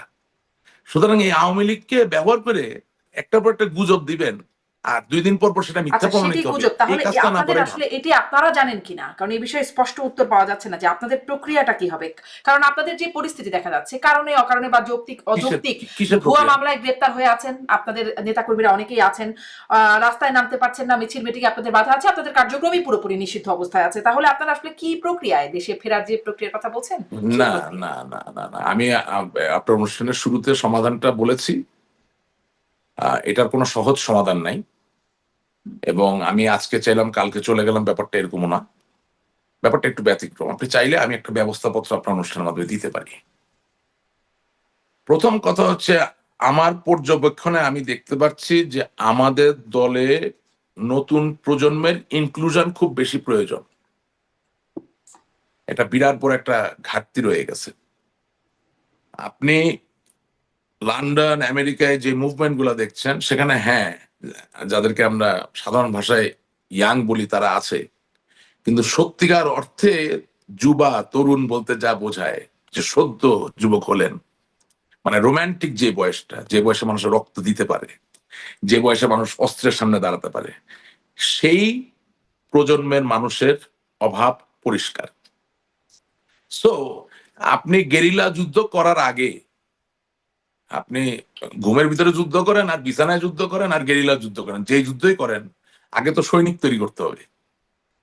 তাহলে আওয়ামী লীগ তো ঠিক এক্স্যাক্টলি বিএনপি না বা জামাত না। আওয়ামী লীগের নিজস্ব একটা সেট অফ আদর্শ আছে, একটা ঘটনা প্রবাহে আওয়ামী লীগ বিশ্বাস করে। এই জিনিসটা ছড়ানোর কাজ এই যে বীর সেনানী যারা করছেন তাদের করতে হবে, সেটা একেবারেই বন্ধ। এখন অনেকে আছে জানেই না কেন আওয়ামী লীগ করে। আরে ভাই, উন্নয়নের কথা চিন্তা করে তো আপনি আওয়ামী লীগ করে ফাইট করতে পারবেন না। উন্নয়ন দিয়ে তো ফাইট হয় না, আদর্শ দিয়ে ফাইট হয়। আদর্শটা কিসের সেটা ট্রান্সমিট হচ্ছে না, এটা এক। 2 নাম্বার, আমি আপনাকে দায়িত্ব নিয়ে বলতে চাই যে যে কোনো ফর্মে এখন যদি নির্বাচন হয়, হুম। তাহলে আমাদের পক্ষে খুব ভালো করা সম্ভব নয়। কেন? কারণ আমাদের বেশিরভাগ নেতাকর্মী জেলে আছে, পলাতক অবস্থায় আছে। একটা নির্বাচন করতে গেলে তো কর্মী লাগে, ভোট চাইবার শক্তি থাকা লাগে, ভোট কেন্দ্র রক্ষা করার শক্তি থাকা লাগে। আপনার কর্মী যদি ভোট কেন্দ্রে না থাকে, তাহলে ভোট কেন্দ্র রক্ষা করবে কে? সুতরাং আপনি মুখে হয়তো বা বলবেন যে আপনি নির্বাচন চান, কিন্তু মনে এই নির্বাচন করা ঠিক হবে না। কারণ ওদের যেই সাজানো নির্বাচন, সেটার গ্রহণযোগ্যতা আমি কেন দিব অংশগ্রহণ করে? কোনো কারণ নাই। এবং আমি আপনাকে বলতেছি যে স্বেচ্ছাচারিতার চরমে পৌঁছে যাবে যদি আমরা একটু ধৈর্য ধরতে পারি। এবং ওই যে প্রক্রিয়া জিজ্ঞেস করলেন, ওটাই হবে প্রাকৃতিক প্রক্রিয়া, মানুষই আমাদেরকে ডেকে নিয়ে বাংলাদেশে ফেরত আনবে। কিন্তু আমাদের কেন জানি তর্স হইতেছে না, মানে আমরা ধৈর্য ধরতে পারতেছি না। আমরা শুধু কি যে করতেছি, কোনো সমন্বয় নাই, কিছু নাই। হ্যাঁ, একটা স্ট্রাকচার দ্বারা হয়নি। যখন যার আমি সেনাবাহিনীর প্রধানের বলে দিলাম মির্জাফর, আরে কি বলে, এটা কি মানে কি সুস্থ আছে না কি? আপনি বলে দিলেন যে সেনাবাহিনী আমার সাথে প্রতারণা করেছে। How can you talk like that? আপনি একবার চিন্তা করলেন না যে একটা ট্রান্সপোর্ট প্লেন সে সামরিক বাহিনীর প্রধানকে না জানায় বাংলাদেশের ভৌগোলিক সীমারেখা পার হইতে পারে নাকি? এগুলা কথা বলার কোনো মানে আছে? জি। আপনি 612 আপনি জনের অবশ্য তালিকা বলছিলেন যে বের হলো আপনাদের যারা আসলে কোনো ক্যান্টনমেন্টে আশ্রয় নিয়েছিল। তারা কিভাবে আশ্রয় নিল যে সেনাবাহিনী আপনাকে একটু হলে আশ্রয় না দিত? How can you talk like that? This is ridiculous. মানে আমরা বলতে বলতে আসলে এমন একটা জায়গায় চলে যাই। আপনি দেখেন, আমি তো আমার আমার নিজেকে দিয়ে বলতে, আমার নামে অনেকগুলো মামলা, মিথ্যা মামলা। তো সেই মামলার বাদী কি সরকার নাকি? সব বিএনপির নেতারা আমার নামে মামলা দিছে। সরকার তো বাদী না। বাংলাদেশ আওয়ামী লীগের যত নেতা কর্মীর মামলা, আমি আপনার অনুষ্ঠান আমাদের বলতে 99% মামলা দিয়েছে আমাদের বিরোধী পক্ষ। তো আপনি এটাকে হ্যান্ডেল করবেন কিভাবে? আপনি কি আদালতে জামিন চাওয়ার সময় বলবেন যে ডক্টর আসিম নজরুল এই মামলা দিছে? পারবেন বলতে? হচ্ছে না তো, থিওরিটিক্যালি হচ্ছে না। আপনি কি বলতে পারবেন যে প্রফেসর ইউনূস আপনার নামে মামলা দিছে? হচ্ছে না তো। তার মানে কি যে আপনাকে নিরেট অনস্বীকার্য সত্যকে আলিঙ্গন করেই এটার মোকাবেলা করতে হবে। আপনি তো সেটা করতে পারছেন না, করছেনও না। কারণ there is no one to guide. এটা তো একটা বড় ক্রাইসিস। শুনেন, আমারে মানুষ যে যত গালিগালাজ যাই কিছু করুক, দিনের শেষে আমি বুঝি যে ভারসাম্যের কোনো বিকল্প নাই এবং বাংলাদেশে আওয়ামী লীগের কোনো জি, ওই জি। ভারসাম্যের জায়গা থেকে আমি বিকল্প নাই। একদমই শেষ করব। সম্প্রতি সুতরাং শেখ আমাদের এটা হাসিনার একটা নেতৃত্বের বক্তব্য বিশাল শোনা যাচ্ছে ভ্যাকুম। যে মানে আওয়ামী লীগ ছাড়া বিএনপির অস্তিত্ব থাকবে না। তিনি এরকম একটা বক্তব্য, একটা ভিডিও মানে একটা অডিও ক্লিপের মাধ্যমে একটা বক্তব্য শোনা যাচ্ছে। যাই হোক, আমি একদম শেষ প্রশ্ন, শেষ বক্তব্যে আসছি। তারেক রহমানের যে সম্প্রতি বিবিসিতে দেওয়া সাক্ষাৎকার, সেটি বা ফাইন্যান্সিয়াল টাইমসের পরে তিনি কথা বলেছেন, ফিনান্সিয়াল এক্সপ্রেসে, সেখানেও তিনি আসলে মানে যে কথাগুলো সেগুলো নিয়ে নানান আলোচনা হয়েছে। দেশের মধ্যে বেশ প্রশংসাই কুড়াচ্ছেন অন্তত পক্ষে। কিন্তু দেখলাম আওয়ামী লীগের অফিসিয়াল ফেসবুকে বিবৃতি দিয়ে একটা প্রেস বিবৃতি দেওয়া হয়েছে, সেখানে তার সমালোচনা করা হচ্ছে। খুব ছোট্ট করে আপনার এখানে মন্তব্য জানতে চাই, যদিও আওয়ামী লীগের সেই কি বিবৃতিতে কোনো সমালোচনা করলো? সুনির্দিষ্ট সমালোচনা পাইনি আমি। কি সমালোচনা করলো বলেন? কি সমালোচনা করলো? মানে আপনি কি সমালোচনার কিছু পাচ্ছেন না? না না না, আমি তো পাচ্ছি অনেক কিছু। আমি আচ্ছা। আপনাকে জিজ্ঞাসা করছি কি সমালোচনা করলো। আমি করছি কেন, এটা কারণ আছে তো। হ্যাঁ। কারণটা হচ্ছে যে তারেক জিয়ার ইন্টারভিউটা তো আমি দেখেছি। হুম।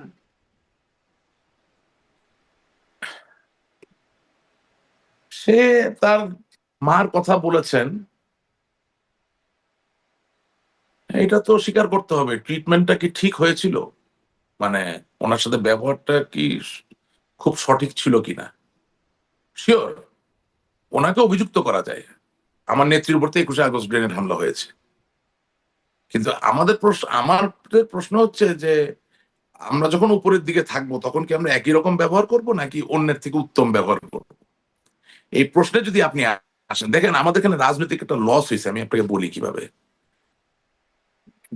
ঢাকা ক্যান্টনমেন্টের মাইনুল রোডের যে বাসা, সেটা যদি অবৈধ হয়ে থাকে, সেটা না ভেঙে থাকা যেত কিনা, এটা একটা প্রশ্ন। আর যদি আপনি ভাঙেন, তাহলে আপনি বিডিআর বিদ্রোহে নিহত যারা শহীদ, তাদের বাসাটা ওখানে বানালেন কেন? তাহলে কেউ যদি ভাবে যেটা নিছক একটা রাজনীতির পদক্ষেপ ছিল বা চাল ছিল, খুব তো আপনি দায়ী করতে পারবেন না। We shouldn't have done that. আমার দেশের একজন শহীদ, তিনি বিডিআর বিজয়ে মৃত্যুবরণ করেছেন। তার পরিবারকে আমি পুনর্বাসিত করার জন্য 55,598 বর্গ মাইলের এই দেশে আর কোনো কি জায়গা খুঁজে পেলাম না? আমাকে কি মানে ওখানেই করতে হবে এটা? So, আমাদের অনেকগুলো পদক্ষেপ হ্যাজ বিকাম উইপেনাইজড। উইপেনাইজড এর বাংলা আমি জানি না। মানে আপনার চিন্তা কি ছিল আমি জানি না, বাট মানুষ এখন প্রশ্ন তুলতে পারে এই তো উনি তো কি খারাপ কি এখন, মানে আপনি যদি একদম খুব সাধারণ জায়গা থেকে চিন্তা করেন, ধরেন আমি যে বাড়িতে বড় হয়েছি, বাসাটা বৈধ না অবৈধ সেটা তো আমি বিচার করবো না, আমি চিন্তা করবো আমার শৈশবের স্মৃতি। তো ওই জায়গায় আমার শৈশবের স্মৃতিকে জেল দেওয়ার তো কোনো সুযোগ নাই, ফাঁসি দেওয়ার তো কোনো সুযোগ নাই। এটা তো একেবারেই নিষ্পাপ জায়গা, তাই না? আমি বড় হয়েছি, আমি পড়ালেখা করেছি, আমার বাবা এখানে ছিল। এখন এটা কি বৈধ না অবৈধ সেটা তো অন্য হিসাব, কিন্তু আমাকেও তো মাঝে মাঝে বিচারের থেকেও ঊর্ধ্বে উঠতে হয়। আমরা সেটা উঠতে পারি নাই। আমরা যে সিদ্ধান্ত নিচ্ছি এটা সঠিক হয়নি। আওয়ামী লীগের অনেক আমার অনেক সিদ্ধান্ত আমার সঠিক হয় না, আপনি অনেক রকম মানে আত্মসমালোচনা করেন। আমার ধরেন একজন কাজিন আছে আওয়ামী লীগের এমপি ছিল, এইবার নিজেরা খেলি এই নির্বাচনে সে হেরে গেছে আমার মতোই। হ্যাঁ, খুব ডেডিকেটেড ছাত্রলীগের নেতা ছিল, আওয়ামী লীগের ছিল। সে আমার কাজিন, আমার কত ভাই, সেও এমপি ছিল। হ্যাঁ, তো ওই যে বললাম যে নিজেরা খেলি এই খেলায় উনি হেরে গেছেন। হ্যাঁ, তো সে মনে করে যে আমার এই মতামত সঠিক নয়, এরকম অনেকে আছে মনে করে। কিন্তু আপনি একবার চিন্তা করেন যে আপনি একটা বাসায় শৈশব থেকে বড় হয়েছেন, আপনার বাবা আপনাকে যে টাইটেল দিয়েছে সেটা ভুল না ঠিক সেটা তো আপনার কাছে বিচার্য হবে না। আপনার সামনে যদি বাড়ি ভেঙে দেয় এটা নিয়ে তো আপনি দুঃখ প্রকাশ করতে পারেন, এবং এটা মানুষের মনে ঢুকে যাচ্ছে, তো সেই জায়গাতে এটা আছে। কিন্তু আবার আপনাকে এটাও বলি যে আমাদের কত বড় ব্যর্থতা, আজকে তো বলতে অসুবিধা নেই, এখন আপনার সঙ্গে বলি, বাংলাদেশের জেলা পর্যায় থেকে যে সরকারি কৌশলী যারা ছিল, public prosecutor PP up to attorney general, আরে ওদের কারণে তো আজকে আমাদের এই অবস্থা, ওদের কারণে তো আজকে আমাদের এই অবস্থা। আপনি মামলা নিচ্ছেন, চার্জ গঠন হচ্ছে, আপনি বিচার শেষ করেন না। আরে জি, জি। যদি রাশেদ উনি রহমান, এই প্রসঙ্গে আপনি আগেও একদিন বলেছিলেন যে কিভাবে আসলে, হ্যাঁ জি, এটা আপনি চলে আসে, বলেছিলেন যে এটা প্রাসঙ্গিকভাবে একটা চলে আসে। আপনি যখন এই প্রশ্ন করছেন সংক্ষুব্ধ প্রাসঙ্গিকভাবে হবার চলে মতোই আসে। বিষয়। কিন্তু আমি আসলে এই প্রশ্নটা করছিলাম যে তারেক রহমানের বক্তব্যের বা তার যে সাক্ষাৎকারের সমালোচনা করা হচ্ছে আওয়ামী লীগের অফিসিয়াল ফেসবুক পোস্টে, আমি এখন সেটা খুলে নিয়েও বসে আছি। আমি বলছিলাম কোনো সুনির্দিষ্টভাবে তার যে বক্তব্যকে অভিযুক্ত করা হচ্ছে এমনটা না, একটা মোটা দাগে সমালোচনা করা হচ্ছে। আপনি কি সমালোচনা করবার মতো কিছু দেখেন নাকি প্রশংসা করবার মতো দেখেন? না, ওনার বক্তব্য শুনে যেটা আমি বুঝলাম, আমার অন্তরের উপলব্ধি হচ্ছে যে মাইর খাওয়া এখনো আমাদের বাকি আছে। আমি একদম আপনাকে খুব স্ট্রেট ফরওয়ার্ড ভাবে কথা বলে দিলাম। ওনার বক্তব্য শুনে আমি যা অনুধাবন করলাম সেটা হচ্ছে আমাদের মাইর খাওয়া এখনো বাকি আছে। অনানুষ্ঠানিকভাবে সুবিধাজনক অবস্থায় থেকেই, যেখানে বাংলাদেশের আওয়ামী লীগের নেতা কর্মীদের বিরুদ্ধে হাজার হাজার লক্ষ লক্ষ মামলা, এবং সেগুলোর বাদী তারেক রহমান সাহেবের দলের নেতা কর্মীরাই, সেখানে আনুষ্ঠানিকভাবে যদি তারা ক্ষমতায় আসে কি করবে মনে করতেছেন? সুতরাং মায়ের খাওয়া এখনো বাকি আছে। যারা ওই বিভিন্ন ইউরোপিয়ান দেশ থেকে বসে স্বপ্ন দেখে যে আমরা রাজনৈতিক একটা আতাত করে ফেলবো, একটা আন্ডারস্ট্যান্ডিং হবে, স্বপ্ন দেখা বন্ধ করে দেন। জি, আমি আপনাকে জনগণকে নিয়ে আজকের মতো এখানে আপা এটা এই কনক্লুশনে থামি যে আপনাদের মাইর খাওয়া এখনো বাকি আছে। আপা একটা কথা শুনুন, আচ্ছা, এক লাইন। আমাদেরকে জনগণকে সাথে নিয়েই আন্দোলন গড়ে তুলেই আমাদের জায়গা তৈরি করতে হবে। Very simple. মানে মাইর খাওয়া এখনো বাকি আছে, আর মাইর খাইতে গেলে তখন ওই জনগণকে সাথে নিয়ে আন্দোলনই আপনাদের উপায়, সেটি আপনি বলছেন। দেখা যাক সামনে আপনারা কত আন্দোলন করতে পারেন, সেই আন্দোলন কতটা শক্তভাবে করতে পারেন সেটা আমি সেটা বলছি না। আমি বলছি যে রাজনৈতিক সমীকরণটা সব সমীকরণ সঠিক হয় তা তো না। এখন যাদের হাতে কলম আছে, যাদের হাতে রাজনৈতিক ওই পজিশনটা মানে জায়গাটা আছে, তাদের সমীকরণটা ভুল। কারণ আসলে প্রপার রাজনীতি করা লোকের সংখ্যা তো আমরা জেনে শুনে সচেতন ভাবে আমাদের দল থেকে কমিয়ে ফেলেছি। তাদের তো কোনো ইনপুট দেওয়ার কোনো সুযোগ আমরা রাখি নাই, যার জন্য আমরা অনেক কিছু ভাবতেছি। বললাম না, বিছানায় শুয়ে শুয়ে গেরিলা যুদ্ধ করতেছি, চেয়ারে বসে গেরিলা যুদ্ধ করতেছি, কিভাবে কিসের এটা হয় না। এবং আরেকটা জিনিস নির্বাচন প্রসঙ্গে একটা কথা শুধু শেষে বলে দিই, এটাও মনে রাখতে হবে যে বাংলাদেশের স্থানীয় সরকার পর্যায়ে যেহেতু প্রচুর পরিমাণে নৌকা মার্কার চেয়ারম্যানরা নির্বাচিত হয়েছিলেন, মনে রাখবেন যে আগামী নির্বাচনে তাদের কৃতকর্মের ফলাফলও কিন্তু আমাদেরকে বহন করতে হবে। সুতরাং এটা কি আমাদের পজিটিভ হবে নাকি নেগেটিভ হবে, এটাও হিসাব করেই নির্বাচনের দাবিতে অগ্রসর হওয়া উচিত। অনেক ধন্যবাদ রাশেদ রহমান যুক্ত হবার জন্য।